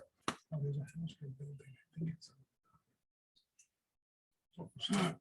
Yes, please, Mr. Chairman, if you could carry this 30 days, we will get our architect moving and then take it from there and then submit to Mr. Rothwell for the meeting appropriate copies. Yes, and I believe, thank you, by the way, thank you. The next meeting, we keep saying the 18th. Linda, Right. we would do the 18th as a regular meeting. Okay, I think we have one on as of right now. okay, okay. So if we did carry to the 18th, it would be, you would ask that you submit any revised plans or anything at least 10 days beforehand. And also, so the public is aware, there will be no additional individual notice to you as residents within the 200 feet list.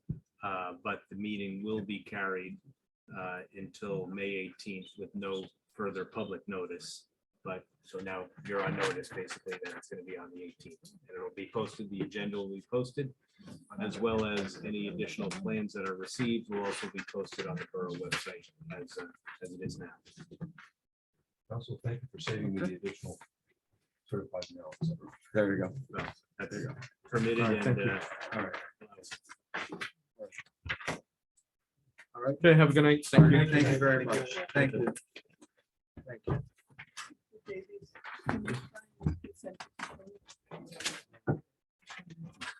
Sorry.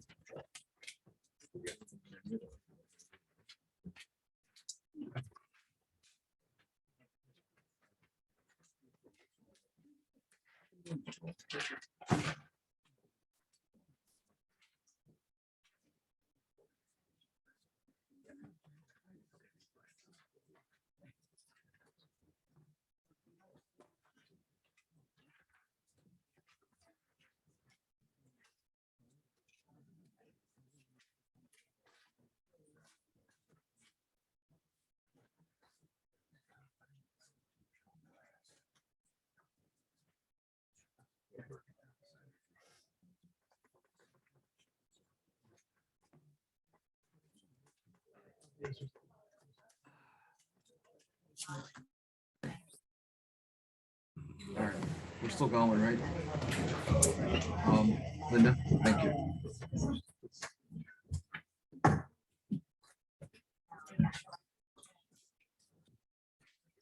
Yeah, we're still in Yeah, session. thank you. We're still, thank you, everybody. Have a good night.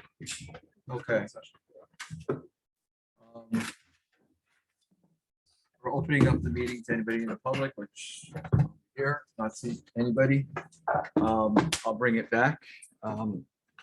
Let it be noted that Mayor Bernstein and Councilman Lovasello is back.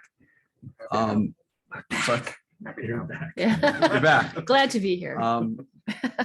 Suzanne, as we usually do, and I don't know if you're gonna be here Wednesday. Well, It's up to you if you want to come in tonight or Wednesday night. Well, our land use committee isn't meeting until Wednesday It's a morning, week, so, so either I will submit a report again like I did last time, or I'll be here just to maybe give my report and then recuse myself from the, Yeah, we don't do it You have to until stay the here end. the You gotta whole stay the time. whole time. huh? You gotta stay the whole time. So if you'd Can we add like it to to, the if agenda it's, before? if it's acceptable, Can I Mr. come? Kistner can speak for you if you'd like. You did a fabulous job the last time, so I'm happy to do that again. I'm sure he will do it again. Yeah.